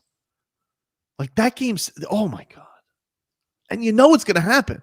You have nobody. Hey, you have no, I don't know why I'm yelling at you guys. You just gave us Norman Powell for nothing. But you have nobody to blame but yourself. Anyway. we thought that was a bad deal when they brought in Kawhi and Paul George, simply because they're both guys that are banged up. And just as it played out, you didn't get much of them together. Julio says, Tobin got me excited. The Florida Panthers and now has me believing that he will make some noise this year. Hey, look, man, I'm just happy they're actually like participating. It's nice. It's nice to have a summer where we're doing something and a good move. You know, I don't know what this does as far as moving the needle for him, but it's like, hey, at least this to me is like, at least you're giving Bam and Tyler, should they be here, which it seems like they're going to, like, you're giving them an actual fighting chance. So like, let me ask you a question. And I'm going to just do it this way. I signed 2 guys to a max contract, right? I'm going to say this as nicely as I can. Don't come at me saying we don't have enough. You held out for enough money. Mm-hmm. So I don't want to hear I don't have anybody. We're not paying everybody else. We're paying you 2 guys. So I feel like when you start having those conversations and saying, I can't get any help, it's a cop-out for an athlete, right? You want to be the star. You want to be this guy. You got to do it. And so from that standpoint, like when you say finally somebody to help Tyler and Bam, I get it. And I agree with you. But they should not be saying anything on that. Because guess what? What if the Heat come to Tyler after saying that and say, well, we ain't maxing you out because we got to have money to go get somebody else because you can't do it alone.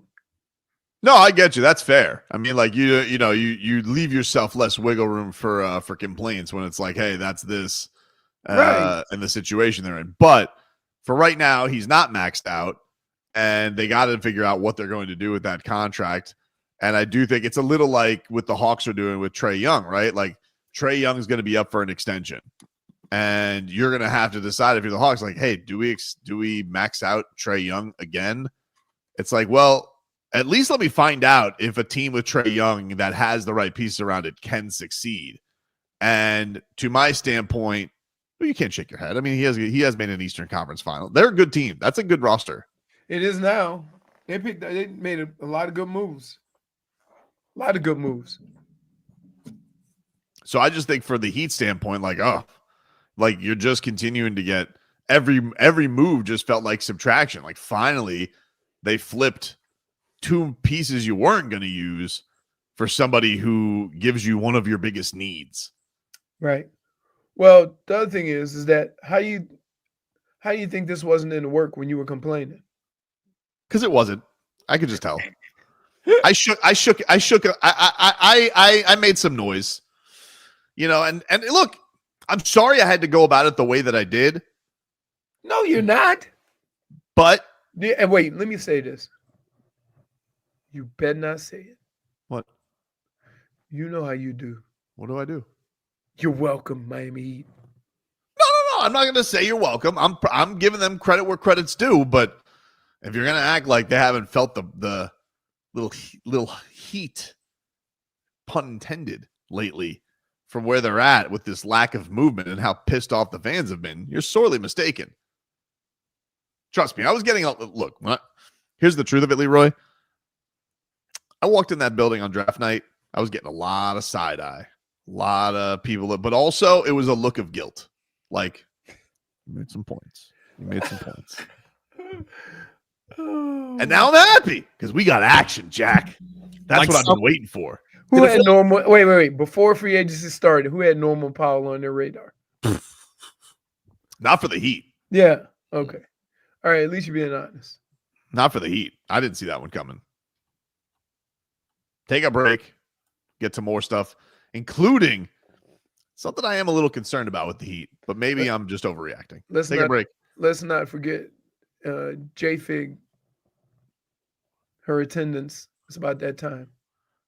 We still got like another 45 minutes. Okay. All right. Back after this.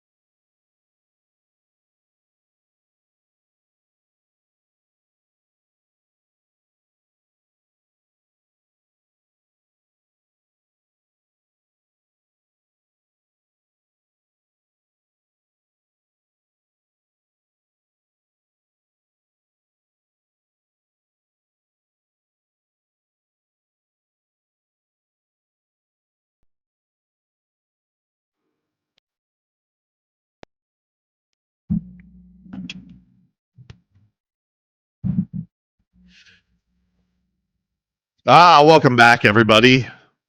Tobin and Leroy here with you. 560 WQAM. Take you guys up until 2 on the show here. Let us get to our headlines, which are brought to you by Doral Kia. Doral Kia, choose from over 500 new Kia models in inventory at the Sportage, Sorrento, and Telluride. And remember, when it comes to Kia, the great deals are at Doral Kia. Miami Heat, if you're just tuning in today, they have made a trade. They have acquired Norman Powell and a 3-teamer. In exchange, they send Kevin Love and Kyle Anderson to the Utah Jazz, who then flip John Collins to the LA Clippers. Clippers send, I believe, a second-round pick to Utah. So the Heat, they come out of here with the best player in the trade for 2 guys who, I mean, we're not guys who are going to get a ton of action this year anyway. So great trade by the Miami Heat. Norman Powell with a tremendous season last year, very much a borderline all-star in a stacked Western Conference, and much needed scoring and shooting punch for Miami. That's where we're at with that. Yesterday was the second Summer League game. Heat lost brutally to the Clippers. Tough day for Kasparas Jakučionis, as he did not he has not impressed thus far in his first 2 games. But everybody knows Summer League doesn't really start until Las Vegas. That's when the true Summer League gets going. Even the champs last year, they used California to try some things out. But I will say, maybe I'm overreacting to this. Okay, maybe I am. But my biggest concern wasn't even Jakučionis yesterday, because he's a kid. He's a child. Okay. Right? Kel'el Ware yesterday. If you just watch the game on Twitter, man, that dude had some highlights. He had like a spinning step back 3. I was like, whoa, that was something. That's okay, Leroy. We'll just sit here while you pour. Keep talking, dummy. Literally, like you're pouring water right into our ears. It's like ASMR. Like we are here. It sounds like we're on a water slide. Marcos, get that sound back. I want you to have that. So why are you so dramatic? Because I want you to realize what it sounds like when you ASMR to all of our audience, and you're just like sitting it, and then you just and you want to know what bothers me the most about it? You do it, and then you take the most smug sip out of your water jug.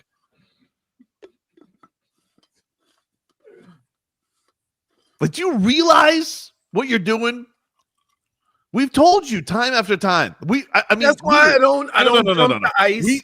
We just had a 6-minute break. Okay? And you sat, I don't know what you did, but it wasn't pour water into your container. I had to go get the water to make the juice. Did you? Yeah. Like, do you understand, Marcos? Do you get this? Are you we serious about this right now? That's great. Hey, he needs to make his juice, Tobin. Back off. It's unbelievable. It's unbelievable. He just sits back here and he's just like, he thinks I wouldn't even noticed if you'd have just kept going. How is it? You see, this is where you're ridiculous. Of course we'd all notice. It's impossible not to notice. It sounded like we all were in your container. That was something. Transferring from one here while you pour. Can't hear nothing. Play it again, Froggy. I'm gonna go 2 seconds back because you really need to hear the pouring. No, you need to hear the yeah. I want to make sure that I get the actual pouring part because it did. It sound like rain on a tin roof. It's crazy. It's crazy to me. Like I'm just sitting. I'm just like, yes, I want to be in the midst of talking about what I saw yesterday, but it's like Leroy just is like, whatevs. No, see, that's not it. That's what you do. That's what you do. You do it every show. You sit back here and you're just like, how can I put the most sound effects into my microphone? And I don't, because it's your microphone's in a weird position. It's like low, but that's where you do your pouring. And so we're all just subjected to you and your water. But my biggest concern wasn't even Jakučionis yesterday because he's a kid. It's a child. Okay. Right? Kel'el Ware yesterday. If you just watched the game on Twitter, man, that dude had some highlights. He had like a spinning step back 3. I was like, whoa, that was something. That's okay, Leroy. We'll just sit here while you pour. You can barely hear it. No, dude, you are kidding me with this. Dude, if you would have kept talking, there would have been nothing. Or you could mute your mic. I don't understand. Like, it's just, you know what it is? Like, I'm trying to sit here and have a conversation with you. I'm trying to have a conversation with you. I love you to death. I'm trying to have a conversation with you about what I saw yesterday. And you're just sitting here and just like, that's not. It's just like nothing connotes. I don't give a rat's ass about what you're saying more than let me make my beverage transfer. Man, that dude had some highlights. He had like a spinning step back 3. I was like, whoa, that was something. That's okay, Leroy. We'll just sit here while you pour. I mean, it's not that egregious of a sound. It's an egregious sound. No, it's not. It's an egregious sound. If you would have kept going and not said anything, nobody would have said, uh-oh. Yeah, you want to know something? And you want to know something? If it was the first time you did it, maybe I would have let it pass. But you know what it's like? It's like, hey, I see you holding. You got to stop doing that. Or hey, I see you holding. How many times have I talked about the ASMR? So many times you can only get so many warnings from the ref. Got to keep those hands inside, Leroy. That's a legal formation. Once you get on the outside of the shoulder pad, it's holding. Football. You're going to make me call it. You're going to make me call it. Anyway. So Kel'el Ware yesterday. Let's get back to exhilarating summer league talk. Well, look, I'm sitting here and Kel'el Ware, he's telling reporters this week and he goes, I want to show the Miami Heat that they made the right decision not trading me for Kitty. I'm like, you know what? I like that, Kel'el. That's some good stuff to put in the ether. And the coach, Eric Glass, whose hair is pristine, great hair. All right. He really looks like he could be Superman. Handsome fella. He said over the last couple of days, he's like, I really want Kel'el Ware to come here, show it, because I don't know how many games he's going to play, but I want him to come here, show he's the real deal, and I want him to dominate. And there's certainly been moments where he's done dominant stuff, but something didn't sit well with me with him yesterday. Coming out of that game where they were getting waxed. And he played 28 minutes, 3 rebounds. I hate that. Something about it just doesn't look right. Didn't look right. It just didn't look right. I'm not sitting here. I'm not going to whine about it, but I was You are kind of whining about it though. I don't think does that reek of domination to you? 3 rebounds. He's the tallest guy on the court by a lot. By a lot. And he kind of had a similar game. Like the game before, the first game, you could tell. Like he was in cruise control. And then the fourth quarter came and he kind of took over. He was like, swat, steal, buckets. And I was like, that's what I'm talking about. That's the Jimmy factor. So now they all think they can turn it on when the game's tight in the fourth quarter. Yeah. I don't know. Just something about it. I was like, 3 rebounds? I feel like if Udonis Haslem sees that, he punches a wall if he sees that box score. LeBron getting UD getting 10 rebounds like it's nothing. Because that's his environment right there. The hustle plays, the fight like hell in the paint. That's what he does. Bronny James played 10 minutes yesterday, had 10 points. He had 1 less rebound than Kel'el Ware. I don't know. I'm not overreacting. I'm not going to be crazy about it, but I'm just like, I just think that if the coaches are coming out there, they're like, hey, come out there and dominate. Show it. And then it's like, I'll show it when I feel like it. That's what it feels like it. I'll show it when I feel like it. Maybe he's like, and look, he's by far the most talented guy in both of these games. He definitely probably doesn't need Summer League. I agree. He probably doesn't need summer league. Maybe he's bored.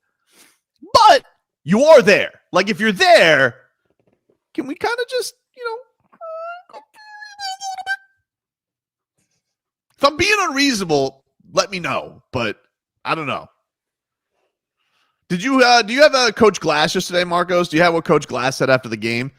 Here's Mr. Glass talking about Kel'el Ware's efforts in game 2. Offensively, it was such a cluster because of the turnovers and the pressure. It's hard to really get an assessment on anybody. We got to come back on Tuesday with a much better plan to get these guys in positions of strength. I think defensively, he had his moments where he was a dominant threat at the rim, protecting, and then other times, he wasn't getting rebounds, and he'll be the first one to tell you that. So I think he can definitely take it up a notch. We're seeing flashes, but I'd like to see it more consistently. Fair. That's all. Uh-huh. Sounds like a coach who's all there, though.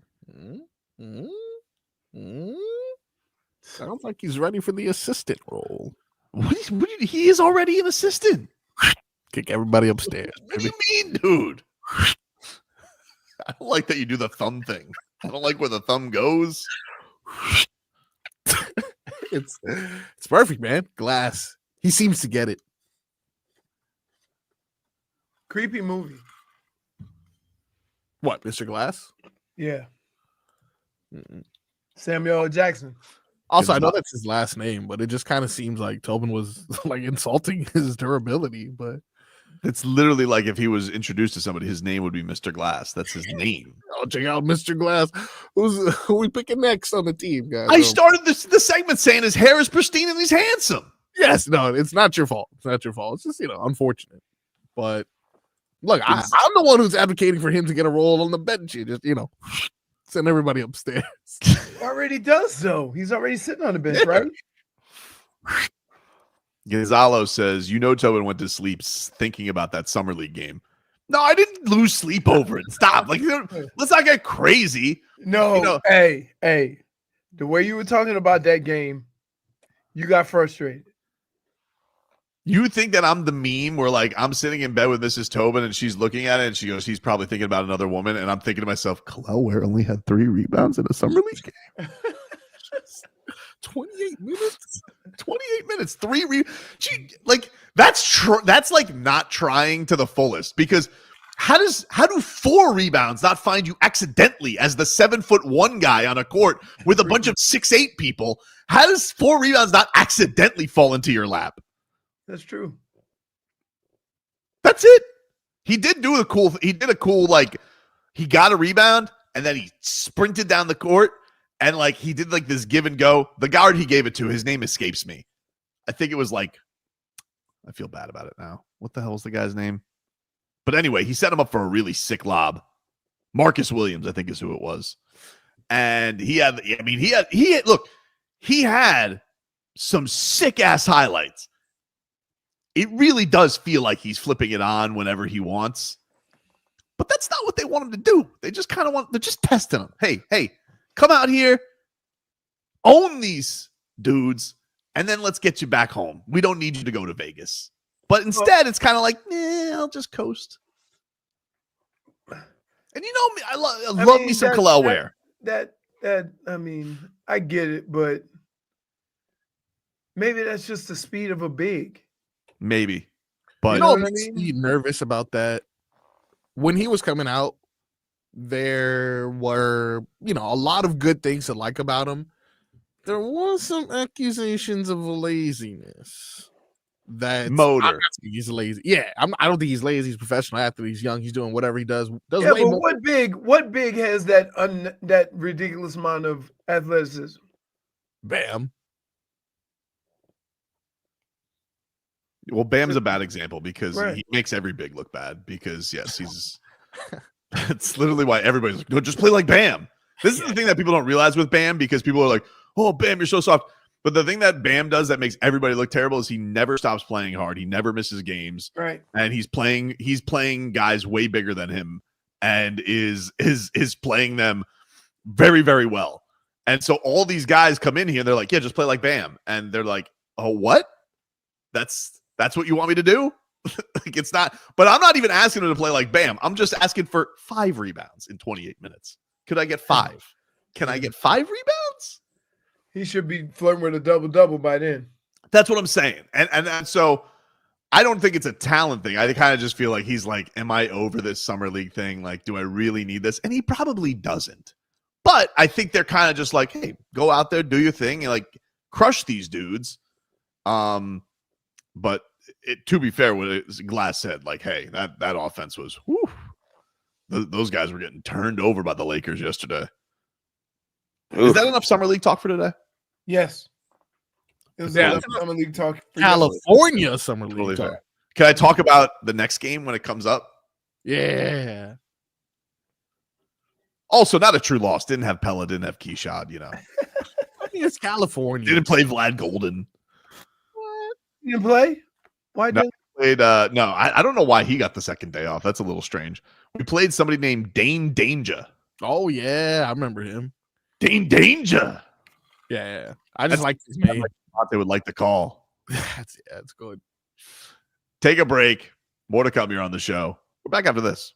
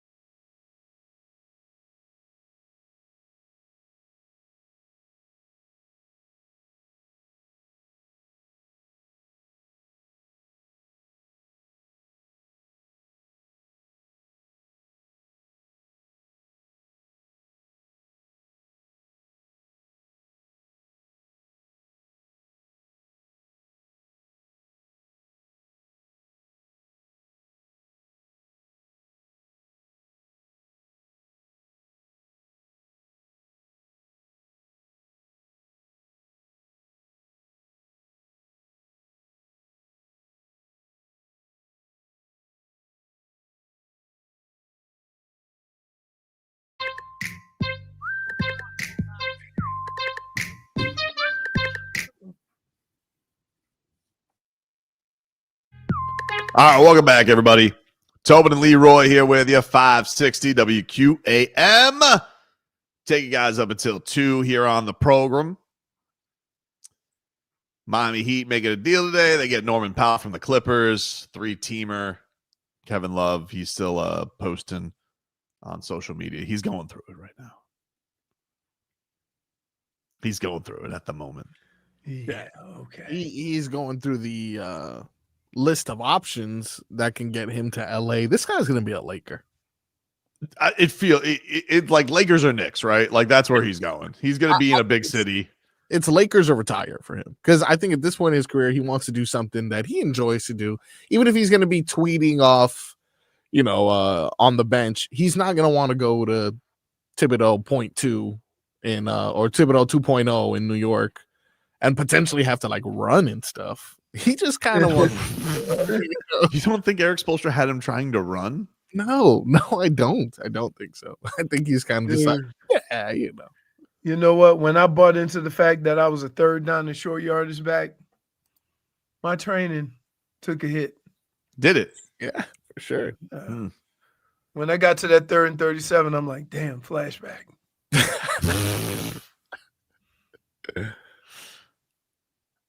Crazy. Well, the Miami Heat getting into some action. Sorry, Kevin. It was a great time. Enjoyed the vibes, and I'm sure they will enjoy them in LA or New York or wherever. What was his highlight moment as a member of the Heat? Gotta be his Instagram post, doesn't it? I mean, that was probably the best run. The best run on Instagram was just vibes during the Jimmy Butler saga. Yeah. Which means he probably gets along with everybody, right? He does get along with everybody. He was a connector of people. And I think that was probably one of the biggest values that he brought was that presence in the locker room. But certainly was going to be looking at a year where, like, if you look at the roster, like, is he really going to play? Like, probably not. Especially if they were even if they weren't leaning young. I don't know how much Kevin Love was going to play this year. Right. So to turn that into somebody like Norman Powell and something you actually really need, slam dunk. Great job by the Heat to get that done. We could just take care of some other matters. You're off the roster. Andrew Wiggins. Wink. Relax. It's early. It is early. The ESPN today dropped their top 10 running backs, Leroy. Does that give you the goosies? De'Von Achane was an honorable mention. Okay. He was honorable mention. He did not make their top 10. I can see it. Give me the top 10, and I'll tell you if it's accurate. 10, Alvin Kamara. 9, Joe Mixon. He's kind of fallen off, but I would take Achane over him at this point in their career. Mixon or Kamara? Kamara. 9, Joe Mixon. 8, James Cook. Yeah. 7, Jonathan Taylor. Wow, he'd be higher on my list. 6, Josh Jacobs. Yep. 5, the flying intangible Christian McCaffrey. I mean, he hasn't played football in a year. How can he? All right. Number 4, Bijan Robinson. 3, Jahmyr Gibbs. 2, Derrick Henry. Still doing it. Yeah. And number 1, Saquon Barkley. Yeah. Solid. Deserve for Saquon Barkley. I would say the thing that Saquon has over who's number 2 again? Derrick Henry. Derrick Henry. He's younger. Isn't Derrick Henry like 32 now? Yeah, I think he's going to be he's 31, but I don't know when he turns 32. Yeah. He's also the size of a horse. Yeah, I know, but the horses break down too. So yeah, I like the list. I would probably have Achane in the top 10, and I would take You take Kamara off. I would take Kamara off simply because he is like old school Bijan, does a little bit of everything. right? I don't think about this. I don't think Alvin Kamara ever had a 1,000-yard season.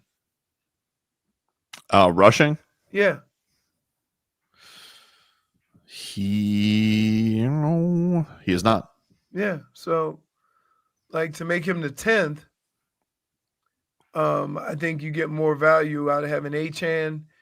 Achane does a little bit more. The only question I would have is, it's kind of like the ideal comparison though. Like a guy who's he's probably going to be in like, the 900, 500 range would be like the place where you want him, right? Yeah, but in both, then he might have 700 or 800 yards receiving. Right. Right. That's perfect. So that's what we got for that. But I saw Tua dropped he's still in the top 100, but he dropped from 36 to 91 on the top 100. Jeez. 91. They think there's 91 players in the NFL better than him. That's what that list means. And that's voted by the players. Yeah. Telling you. I know I talk crap about his mobility and his horrible offseason in regards to working out and stuff, but I really think he's going to have a great year if he stays healthy. When you say horrible offseason, you mean him drinking on a boat once? Well, I mean, I think we saw him at multiple parties, a concert. He flicked off that old lady. He did what? Well, maybe that didn't happen. He would never do that to an old lady. Maybe I dreamt that. Tua's the type of guy that would help an old lady across the street. Yeah. Telling you, there's something about him this year. No bleeps given. I mean, he shouldn't have any bleeps given. Especially this is definitely got to be a less stressful year than last year's was with the whole contract thing lingering. I promise you that once they get on that football field, they ain't thinking about money. They just think about playing football. Because you know who doesn't want to hear about his contract woes? Who? The other guys on his team. Yeah. Especially if they trying to get one. I think the one that's that you're probably thinking about is the one that's like the only contract issues that they really have to resolve left is Sealer, right? Yeah. And they better pay him. But that would suck. That would suck that you get all this money and you go out and basically you basically draft other guys, pay them, and don't pay your own guy. That has to suck. Yeah, you just also have this isn't a tight end situation. Like, you're not gonna have, I don't even know, who would come out of retirement. Like, there's no defensive tackle who's coming out of retirement to even think you could be fledging. Like, they better fix that issue, because if he does hold out, unless you're just thinking he's gonna be, sheriff, he's just gonna show up doing his Zach Sealer thing. I don't think so, man. I know they've leaned into him as being the face of culture change and leader and all that type of stuff, that he's going to take that mantle. But I think if you're going to make a decision to invest in somebody, you got to do it with him. Yeah. We'll take a break, mix things up on the other side. Make this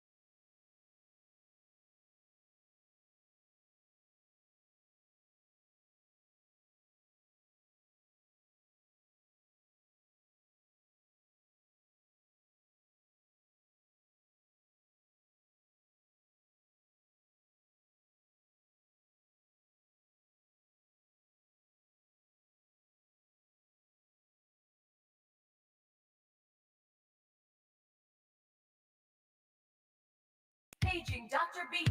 Emergency.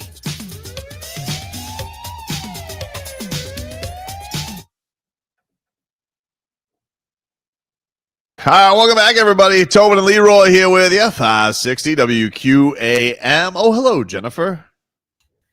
Hello, Tobin. What do you think about the trade? You excited? Does this mean I lose my chances of Gabe Vincent? I don't think so. Or is it still too early to tell? That was the Wiggins trade. I don't know. I don't think this necessarily means the idea of trading Andrew Wiggins is off the table. So I would say no. I don't think that's completely ruled out yet. Though I don't know that to be a thing. I do think it's I think people have mentioned today on social media, probably rightly, is like it seems like a lot of the leak trades never seem like that's really where it's going to go with the Heat. They always shock you and surprise you. Then I don't hate it. Remember the most surprised I was with a Heat move and a Shams bomb was them signing Kelly Olynyk to a multi-year deal out of nowhere, and I was like, "What?" Still playing. Never basketball. saw that one. Never saw that one coming. Kevin Love is waiting on Instagram, and he has gone with the, of course, famous scene from Joe Dirt, where he is yelling at Joe Dirt. Is that Kid Rock yelling at Joe Dirt? Yes. That's right, Dirt. Nobody wants you in this town. Nobody wants you around, period. Oh, look at him, fellas. You crying, boy? You crying, boy? Maybe we'll go back down to McDonald's and get you a Whamburger and some French fries. How about a Weineken? You little sissy boy! Def Leppard sucks! Wow. Wow. Maybe we did lose the trade. Maybe we did lose the trade. We lost our entertainment for sure. Joe Dirt. Good movie. Wouldn't it be funny if you put like the players' faces or Joe Dirt or Napoleon Dynamite? Ooh. Which movie's better? You know what? I'm going to say Joe Dirt had more of a storyline. Napoleon Dynamite was funny, but it's like some guy did a dance. Just random things. Why is that the two that you go with? It's I don't really even see the comparison. First two. What do you mean? Why did I go with the two? Why is that why throw those two together? Because they're both unrealistic funny movies with guys. It's similar in that aspect. Did you think you watched Joe Dirt for a touching moment? Hold on, Joe Dirt got the waterworks going at a certain point. I've got to say I've never seen it, so I can't even contribute to that. Wow. Well, but it's not surprising. On the list. It's a good movie. Let us get to Froggy the Mixed Bag.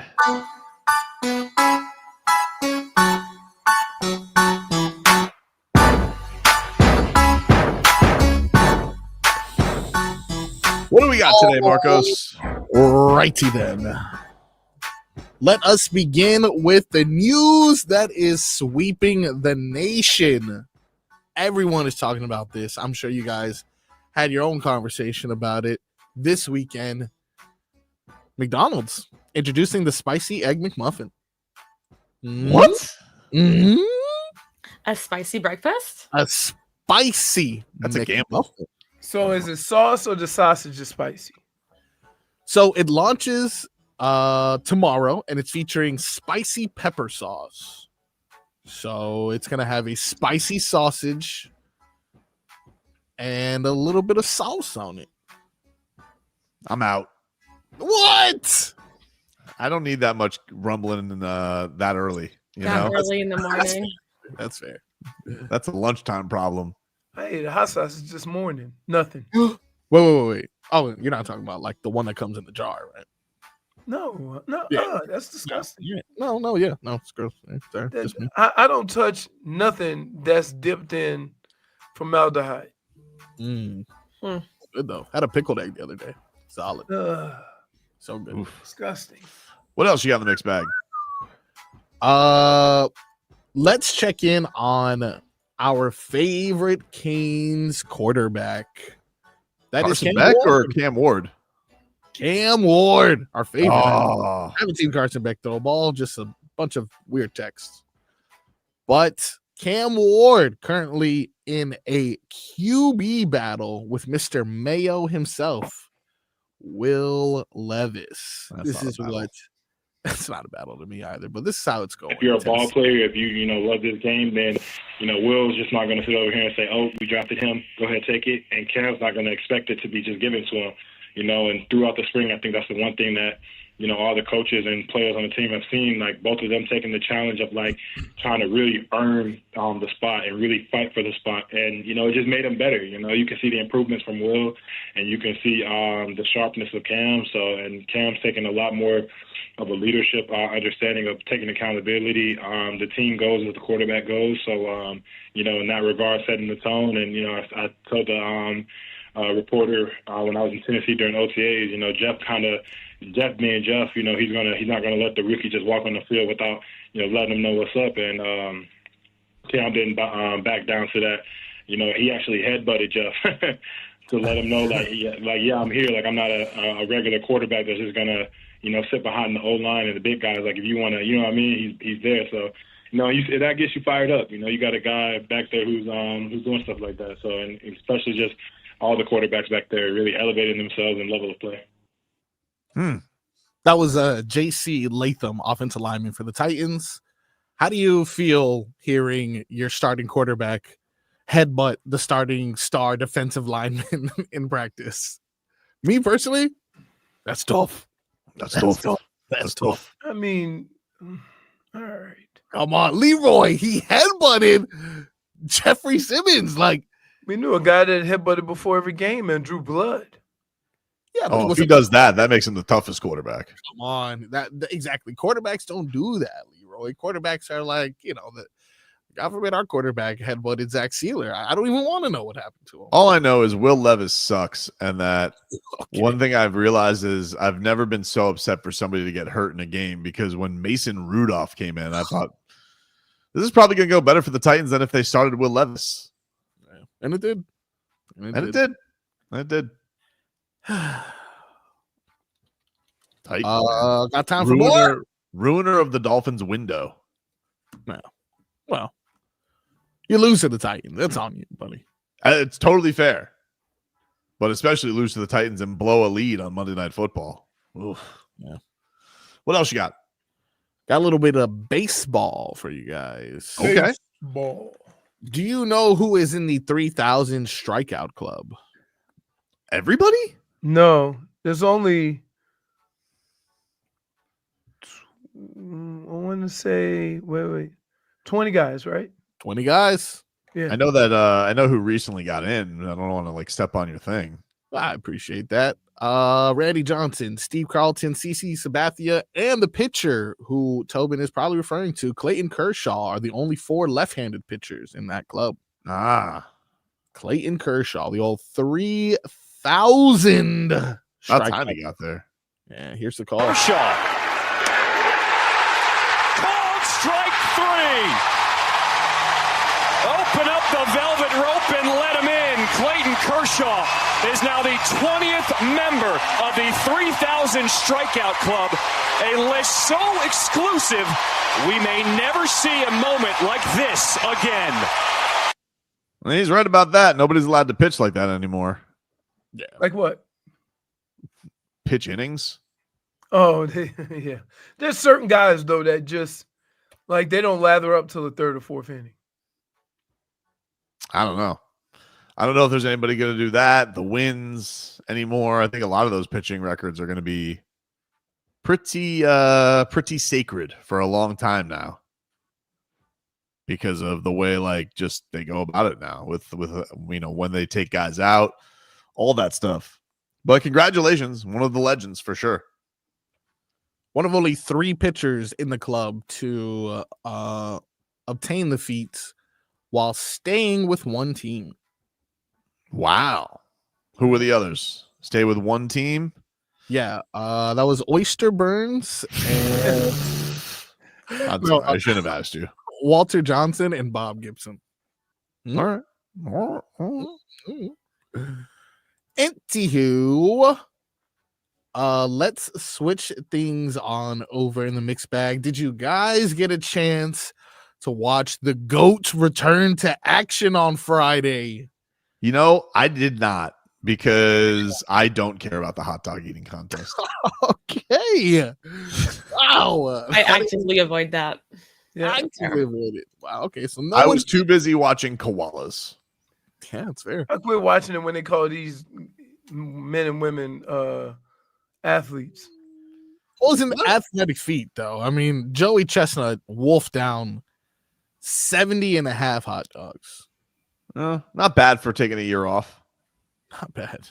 His record was set in 21. He had 76 then.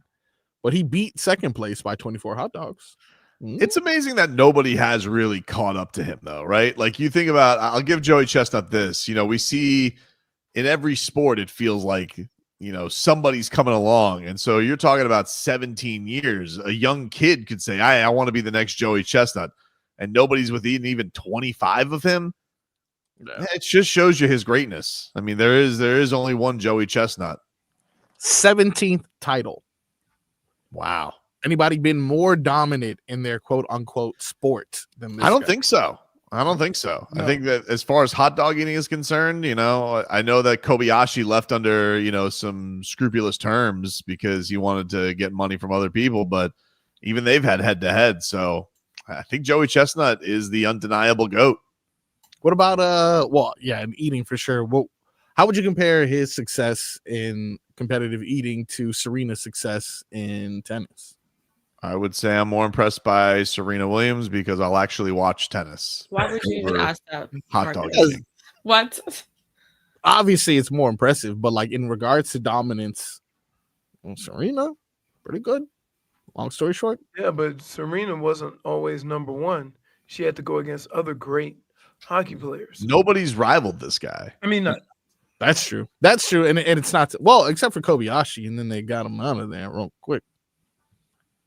But either way, I can't believe all the contract disputes there are in this eating. Me either. Right? Like, yeah. I would feel like anybody who wants to actually do this, I would welcome to the hot dog eating contest.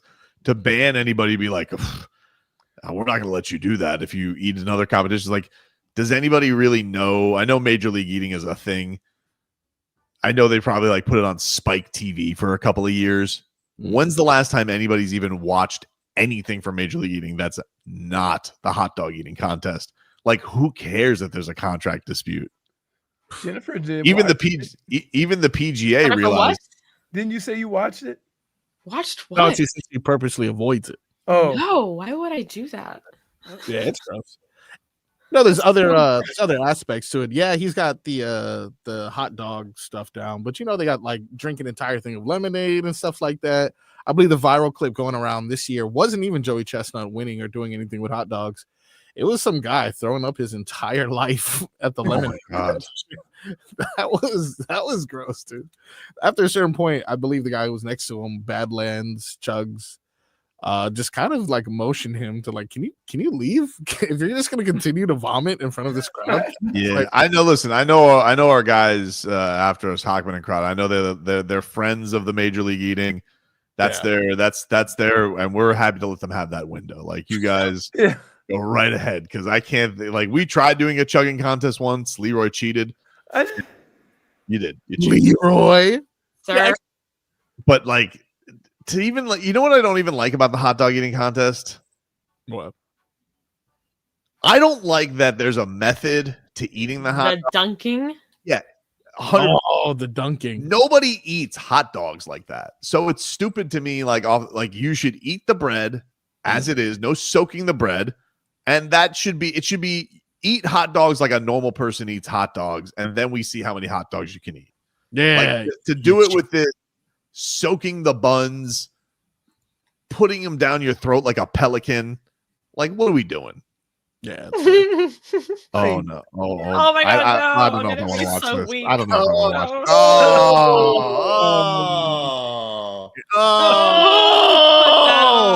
Oh, it's still going. Oh, it's so much.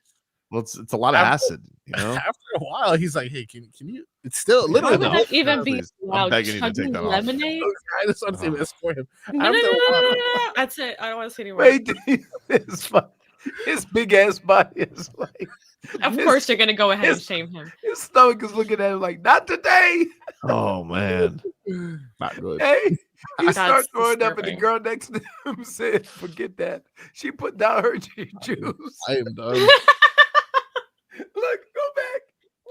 Oh no, not no, going don't back go to back. that. Don't go back. Oh, no. We'll take a break. Well, before we take a break, if that guy needs to get that shirt dry cleaned, I know the perfect place where he can go. Yes. And that's our friends over at A&T Dry Cleaners. For the best dry cleaning in South Florida, use our friends over at A&T Dry Cleaners.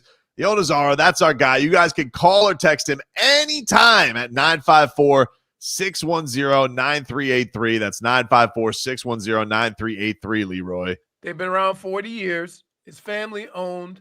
Mama is the seamstress on site. They can do same day sewing. Just give our a call, 954-610-9383. They can pick up, drop off there is no excuse. They make it convenient for you. Super convenient. They service all of South Florida, Dade, Broward, and Southern Palm Beaches. And he's a fan of the show. So he wants to do this for you guys. 25% off if you mention Tobin and Leroy. Whew. So You go in there, pick it Leroy. up. Right. You mention our names. It's summertime. You guys want your wardrobe looking good. You're going on vacation. You want your wardrobe looking good for vacation, or you want to come back from vacation. You want to do all that laundry? Let A&T Dry Cleaners take care of it for you. We got back to school starting soon, all right? You need your uniforms taken care of. Use A&T Dry Cleaners. They'll take care of you. I got a new broadcasting gig coming up soon, Leroy. I got to get that suit looking right and pristine for the broadcast. I'm going to get a new shirt, though. I promise for this time around. But I'm going to have them tailor the like shirt. 4 or 5 shirts. I know. I'm going to do that. But I know where I'm going to go, and that's going to go to our friends at A&T Dry Cleaners. Again, 954-610-9383. You can call or text Ara anytime once you use A&T Dry Cleaners. You're never going to want to launder your own clothes again.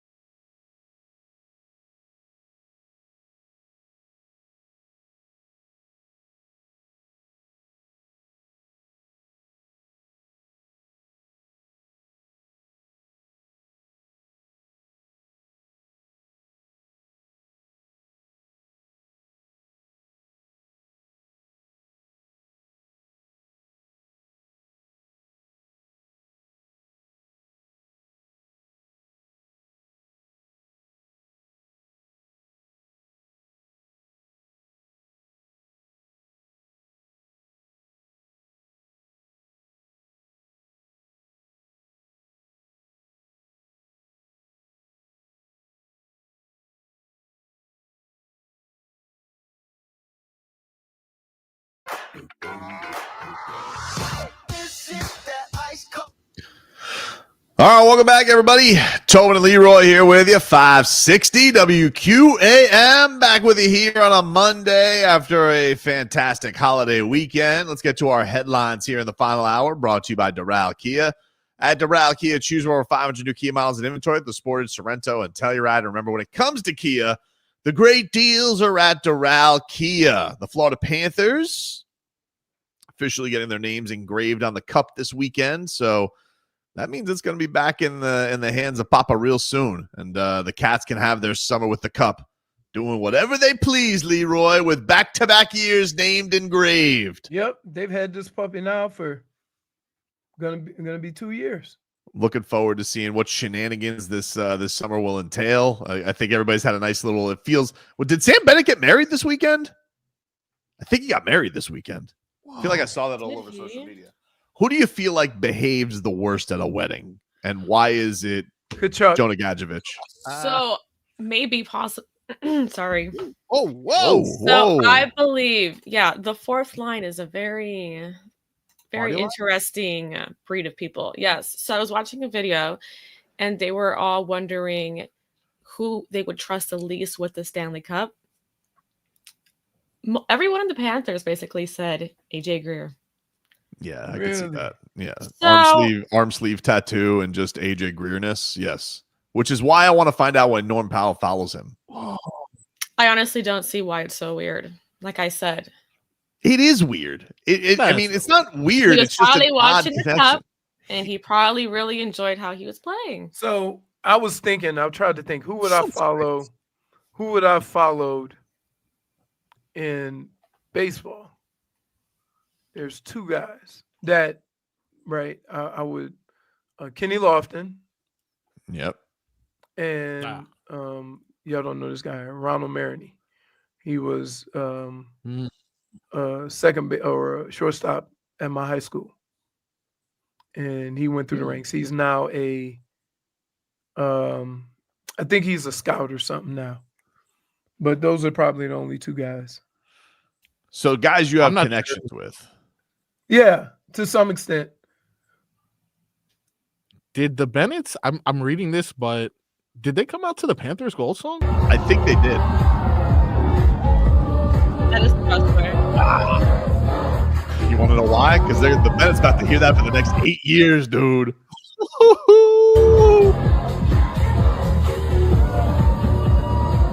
Wow. I would have danced for them. That's a good wedding. You would have danced? Wait. I would have danced. Well, no. Hold on. What does this even mean? Now, Scooby. I know you're not intending that, but that has kind of a lap dance vibe to it. No. I meant in a starfish kind of way. You know how I did before? Let's not get our little heads. No, I'm just saying. Why would I do that? I need to respect the Bennetts. I'm not that kind of person. Did you hear how I addressed it? I said, I know it wasn't your intent, but it had that vibe. Yeah. Strip out I of would have said it in a different way. Poor taste. Right. Yeah, it's more of a bachelor party thing. Yeah. You know what I also don't like at a wedding, though? You know where they do that thing where you gotta what is it called? Garner? What goes up the dress? I don't even know. Yeah, they have to a bouquet in front of everyone. The bouquet is fine, whatever. You throw it, someone catches it, totally easy. I don't want to see the bride and the groom go up the dress, and I'm like, shouldn't you save this? I don't want to see this right now. No, I got aunt and uncle. I got Aunt Daisy. Well, yeah, I mean it's not fun when Mima's the only witness to your wedding. Yeah, that's strange. That would go down as the funniest thing. We leave the room, we come back, and it's like, you're married. My former roommate, my freshman roommate, the one whose closet I peed in, and PlayStation, he caught the garter. Wasn't there a running back from Green Bay? I think it was from Miami. Najee Davenport, you're referring to the dump truck? Yeah, he took a number 2 in somebody's closet. In Barry University, he did. Barry University? Why does this keep happening? Well, it's a party. I think people are sleeping on the Bucks. No, But no, so my roommate caught the yarder and my sister-in-law got the bouquet. And my wife gave the hard stop with the hand in the face when it was their turn. Because the way it goes is the bride and groom do it, but you flick the belt thingy, they catch it, the single men catch it, and then the women throw the bouquet, and then they have to go and put the thing on the leg. Oh yeah, while she's sitting there, and I believe it's as many inches as it goes up over the knee is like 10 years good luck or 5 years good luck, something like that. And it got to be all up next to her nether region trying to put this thing on. Yeah, and it got to a point where Mrs. Tobin was not having any more of the good luck. She goes, "That's my sister. Get the hell out of here." Yeah. You see, it's a weird thing overall. We should probably get rid of that. If anyone's listening at the wedding committee, I mean, think about this. This is the first time I've heard a big deal made of that. Right? Because usually people just do it and it's fun and whatever. Well, how many weddings have you gone to recently, Leroy? I feel like you haven't gone to a wedding since you turned 40. I feel like once you turn 40, you don't have to go to weddings anymore. I haven't been to a wedding in a while. I think I haven't been to a wedding. I went, but I went to my buddy's wedding last year. My sister-in-law got married at our house. Oh, see, that doesn't count. But wait, no. The last time I went to a wedding. No, we had, we got a tent. We had everything laid out. It was nice. The last one I went to was my buddy Harold. He had his wedding in Hawaii. That was a while ago, though, wasn't it? Yeah. Yeah. And I think now the last wedding I went to was nice with his next wife. I went to a wedding recently and was rescued by an owl. I got to tell you who's probably sneaky at a Panthers wedding, who you got to keep away from the microphone. Apparently Barkov. Oh, yeah, for sure. Hey, everybody. Sasha Barkov here. It's like, we know, Alex. We're all friends with you. Anyway, listen. I really didn't mean to put Sam Reinhart as Summer Rae. I didn't mean. We know, Barky. We know. Just get the microphone from him. They were tweeting at Summer Rae. Of course they are. I'm sure that they were. I'm sure she was tagged on Instagram nonstop. They were tagging her with Lundell. Calm down, Scooby. Because he's Mr. Las Olas, show her a good time over at Rocco's Tacos. Love that place. We'll take a break. More to come here on the show. Back after this.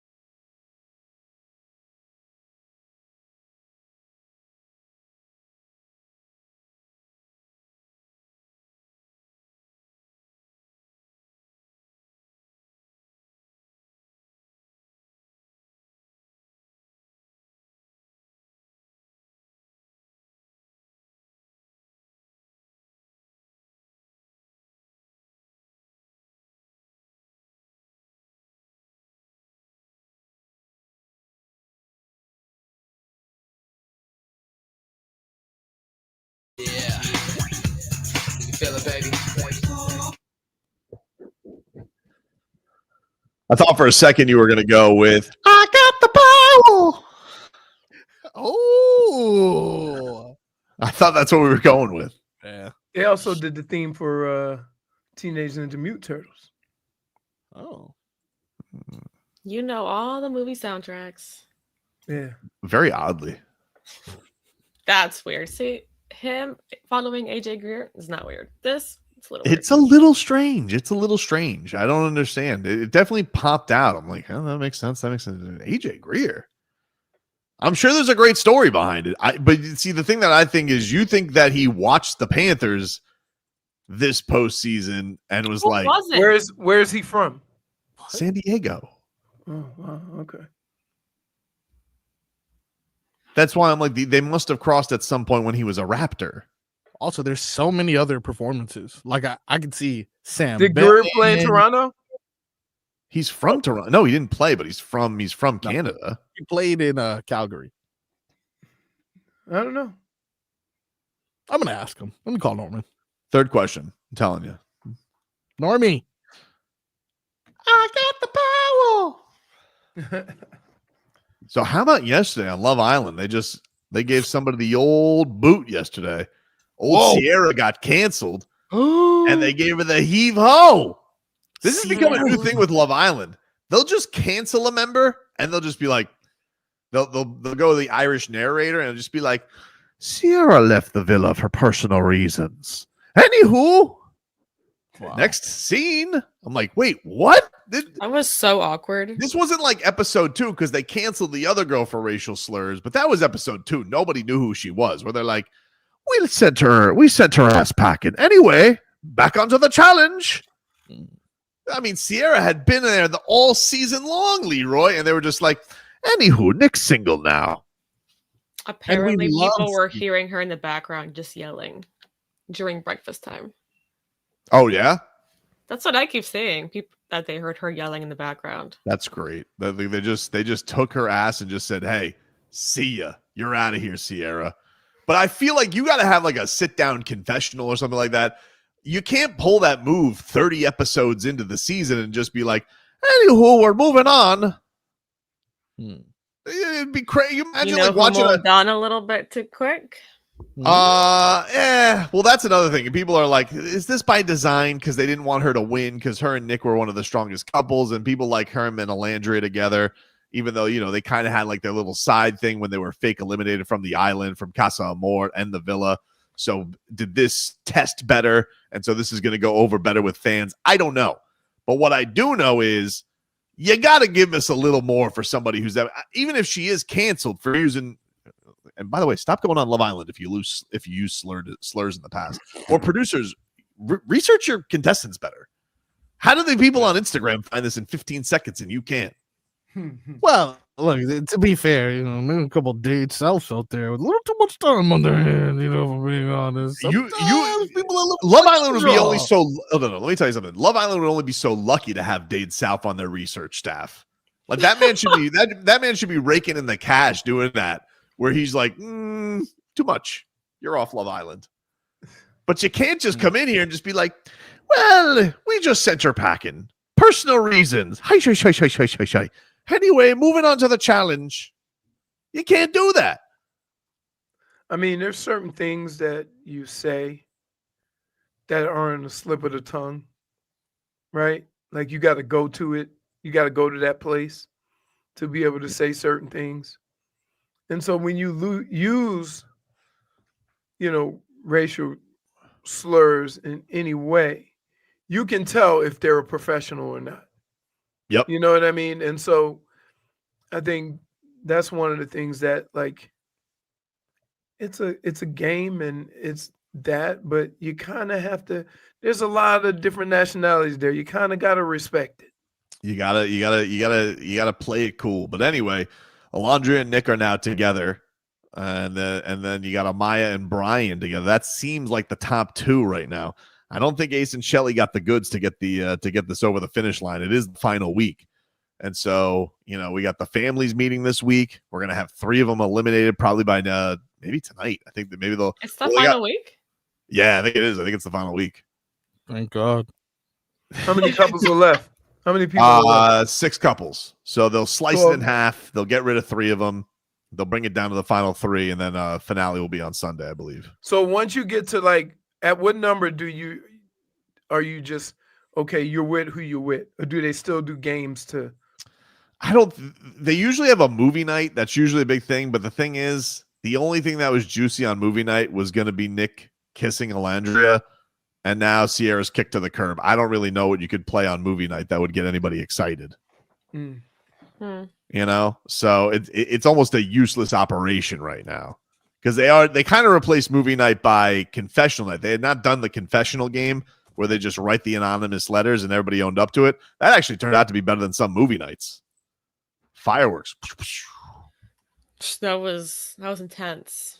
But while we were watching Love Island, Pat Riley, he was on Heat Island and he was making trades. That's not awake. Never Always doubted. knew you could do it, Pat. Never doubted you. Oh my goodness. Never doubted you, dude. Really? Now that we've picked up Norman Powell, we've sent Kevin Love off the island. Hi, shy. Take your funny memes and take slow-mo with you. I won 22 points a game on my backcourt. Great. Apparently, you're safe. From Norman Powell slander? Yeah, because I don't think I've ever had a hot take on Norman Powell. Hey, I'm going to say this. Nobody is safe. When this team is losing, you have a problem with everybody. Just the look of him. Just look at him. Smug face. Like you just go off on anybody. Just randos. But no one's first to give you flowers more than me, dude. They call me the florist. no one called you that. Oh, dude, I will give flowers out. Trust me. I'm already looking at Bryson Warren right now on the Summer League team, and I'm like, something about him. Something about him. Here we go. Something about him. I do, but can I tell you one thing? That a little critique. All right, I'm not gonna, I'm happy with the Heat today, so I'm not gonna go. Little critique. Slander. You couldn't even wait till the body was cold to give him Duncan Robinson's number. Sheesh. You gave him 55 already, just like that. Didn't even let the body cool. What number did he wear with the Clippers? Where were the Clippers? Who? Norman Powell. Oh, I'm not talking about Norman Powell. I'm talking about Bryson Warren on the Summer League team. Oh, well, that don't count. It doesn't count until you get to the big team. All right. So when he gets to the big team, you don't think they give you whatever number you want, and then when you get to the, I don't think they give you whatever number you want. I'm seeing a lot of 59s and 63s. Wait, how do you call a foul? What's the signal for foul? Foul. Just that 5-4. I don't know.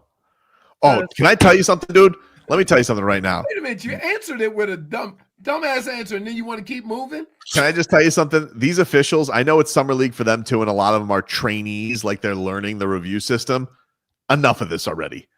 Go learn on somebody else's time, because they did an out-of-bounds call replay yesterday on Bronny James and Kasparas Jakučionis.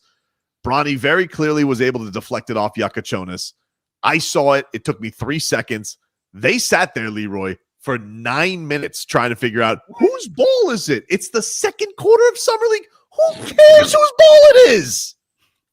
Just move on. For a person who couldn't wait for Summer League, you seem to be complaining about Summer League in a way which minimizes.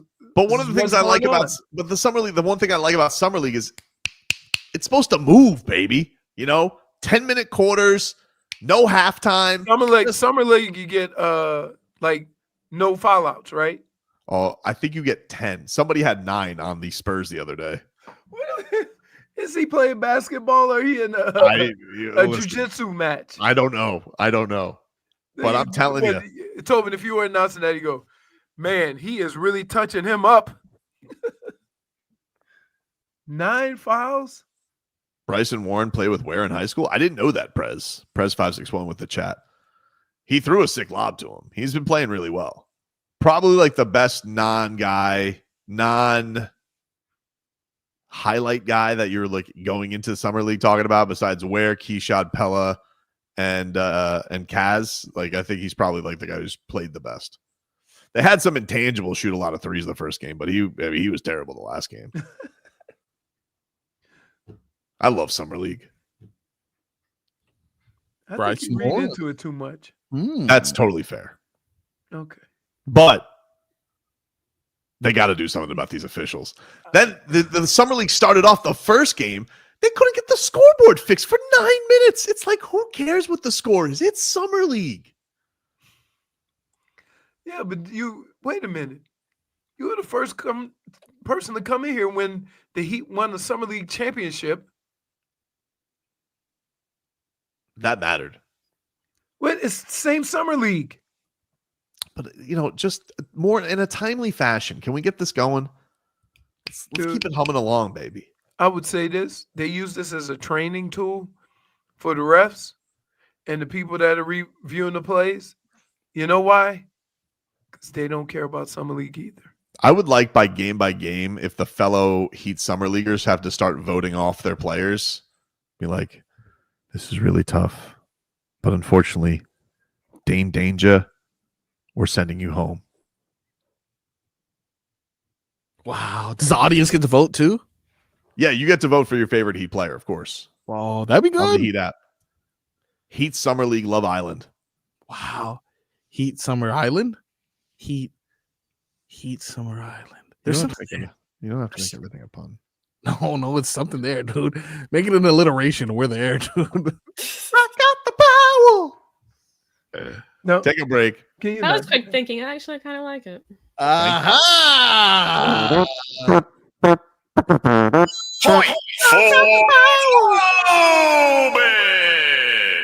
We'll take a break. Play a little All Right, Oh No to close things out after this.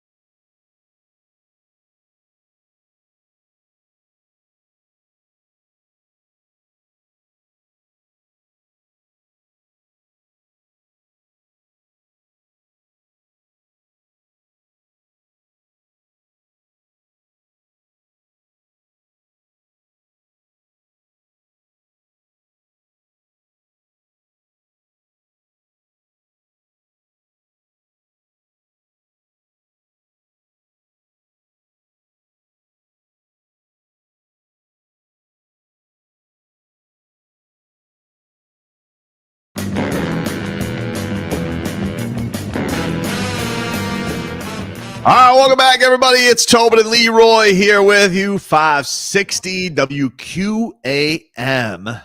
Take you guys up until 2. If you missed any of the show today, you guys can get the Tobin and Leroy podcast. You guys can also check it out. We had the whole live breakdown and whole live reaction to the Norman Powell trade going down and the 1 o'clock hour today. So check that on out. My all right, couple Marlins. Giving it to Kyle Stowers for making the All-Star team. Congratulations to Stour Power for making the All-Star team. He deserves it. My other all right goes to Jim Leland. All right. For making the Marlins Hall of Fame and your lovely bobblehead, which my son says makes you look like Stanley. Does kind of look like Stanley. It's the mustache, right? The mustache. It's the mustache. Yeah. Great speech by him, by the way. Great speech by Jim Leland. It was a Goosey's moment. I didn't even know it was Jim Leland Day when I got the ticket, so I was excited about that. I was like, oh, it's Jim Leland Day? Very exciting. Very exciting. So very happy and all right to Jim Leland. My oh no goes to Julio Cesar Chavez Jr., who was arrested by ICE a week after fighting Jake Paul because apparently he's been working as an enforcer for the cartel, allegedly. How does he on the radar of ICE, but they let him fight Jake Paul? I'm very confused by this. What? I'm very confused. I thought he was. I thought this was a fake story. I'm like, is this real? Am I getting fooled? I'm seeing stories that he was used by the cartel. They're hanging their enemies up, and he's using them as heavy bags. And I'm like, you need to bring in a former world champion to do that? Like, this is what we're doing? Sometimes the world now, I see headlines, and I'm like, that seems like a movie. This can't be real. But anyway, that's my oh no. Oh, no. Leroy? All right, my all right is, again, this weekend was awesome. Got to spend some time with two of my cousins, and it was really cool. So kudos for them to come. They went on a cruise, and then just made it a longer trip and stayed with me for a couple of days. Nice catching up, explaining home to the rest of the family, because when you just hear a story from one person about how you grew up, right? Sometimes they're like, he's exaggerating, but I had my cousins with me. They're like, oh, no, that's for real, right? My oh, no, and I don't know what happened, but I hope everything's okay. My lawn guy started cutting my grass and then left. And I texted him. He said, had an emergency. Now, I don't know what that was all about, but we have heard, stuff like this happening all around. And I hope he's okay, but I don't know if I need to go invest in a lawnmower or something and do it myself, because I'm worried, you know what I mean? I'm worried, like, what's going on? So I hope he's okay. I hope his family's okay. But, yeah, that's my oh no, because that kind of sucked, because half my yard is high grass, and it looked like somebody tried to cut a football field in the middle of it. So looking like Field of Dreams, where they just like it caught me off guard, because he sends a message, hey, please keep the dogs inside, I'm getting ready to cut the grass. Okay, then like a half an hour later, I didn't hit a lawnmower. I said, oh man, something happened to the lawnmower or something. And then I started thinking a little bit deeper, and I'm like, oh no. Oh man. But I don't know. I didn't want to. That's kind of something that you don't go into. Sure. So I hope he's okay. What do you got for us today, Jennifer? Well, my all right starts with a big, very happy birthday to one of my favorite former Miami Heat players. Birdman.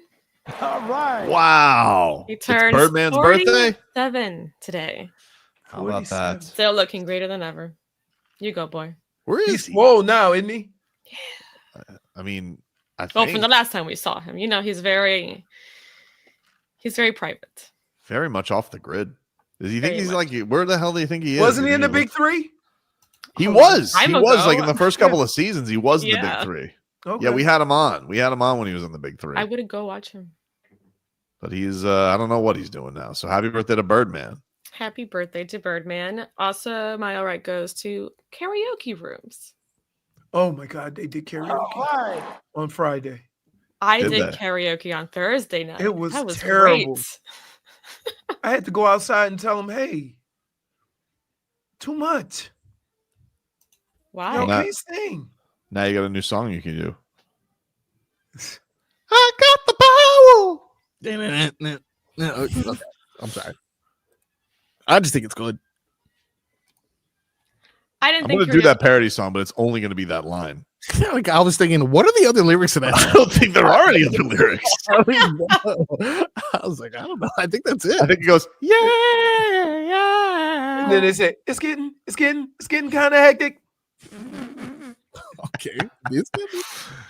Yeah. Okay. Your oh no? My oh no goes to this horrible weather this weekend. Oh, yeah. Cutting a downer on my weekend. I just got like 40 minutes, like twice a day, of just torrential downpour. Then it went away, and then the Torrential. sun came out. But it Mhm. was raining hard. It Yes, it flooded did. by here. Well, I Crazy. mean, I don't know how with the train tracks and everything. Wow, lash out, why don't ya? That's fine.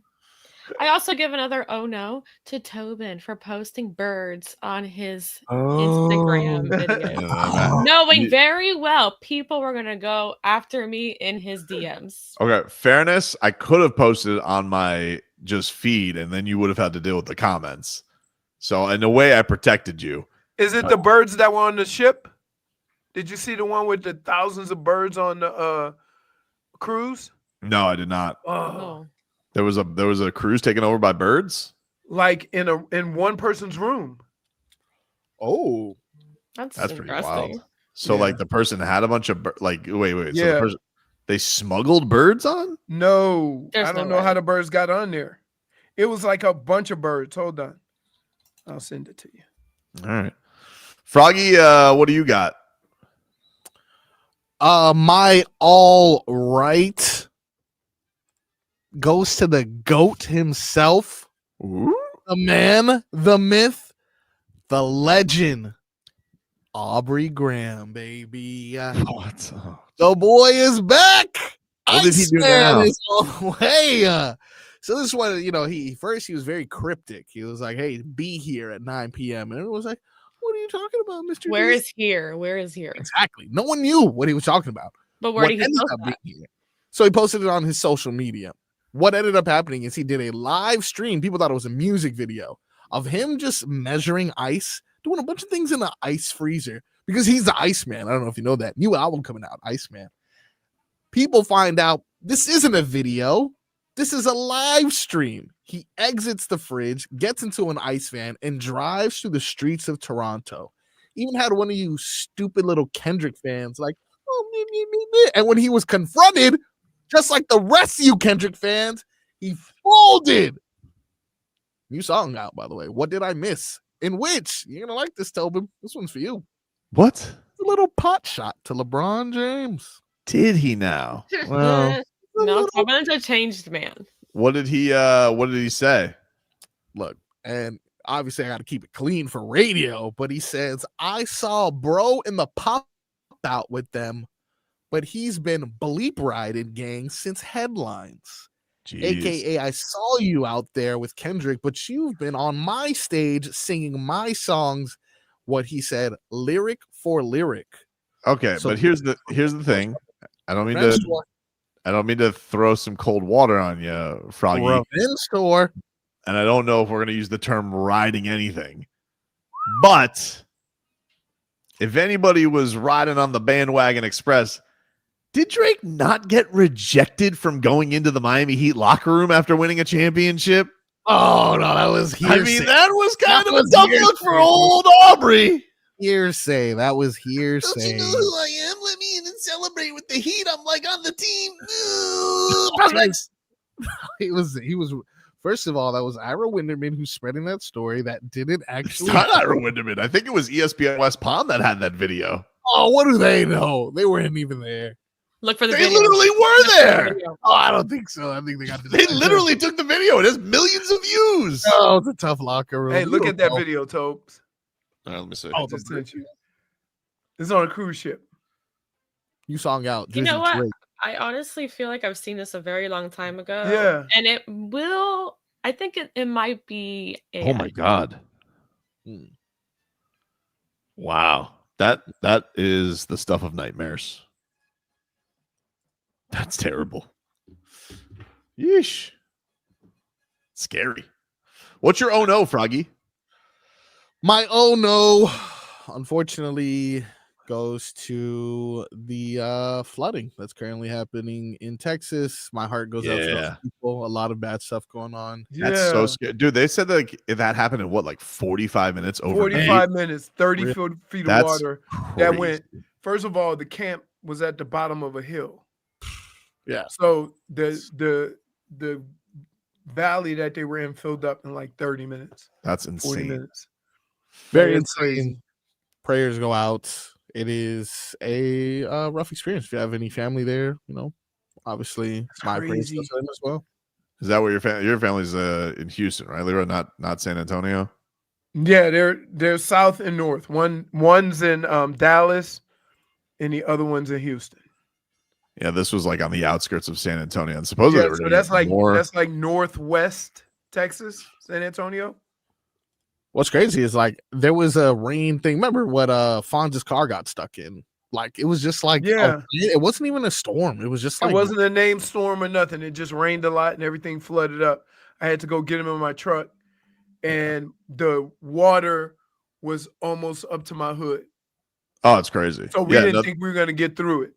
He's like, "You got to just gun it." I'm like, "No, like, dude, what the hell?" That's good advice. Yeah, you remember I came into work and I said it took me an hour and a half to get to him, and That's another crazy. hour and a half to get out of there. Yeah, well, we're wishing everybody, as much as you can, the best time of recovering these natural disasters and what the weather can do. We certainly are familiar with that down here. It's a scary, scary situation. Very scary. And hope everybody who is dealing with it, man, I mean, just do what you can to help them. Because that was, they said it like happened in the night. Like nobody could even prepare for it that much. Like they knew that they were maybe flood. I don't think they had any idea it was going to be like that, like a monsoon, flash flood. Crazy.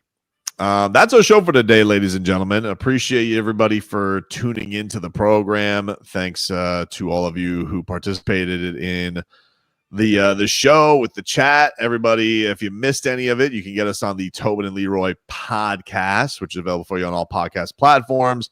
You guys can also watch the show back on YouTube and Twitch. Miami 560 WQM is the handle there.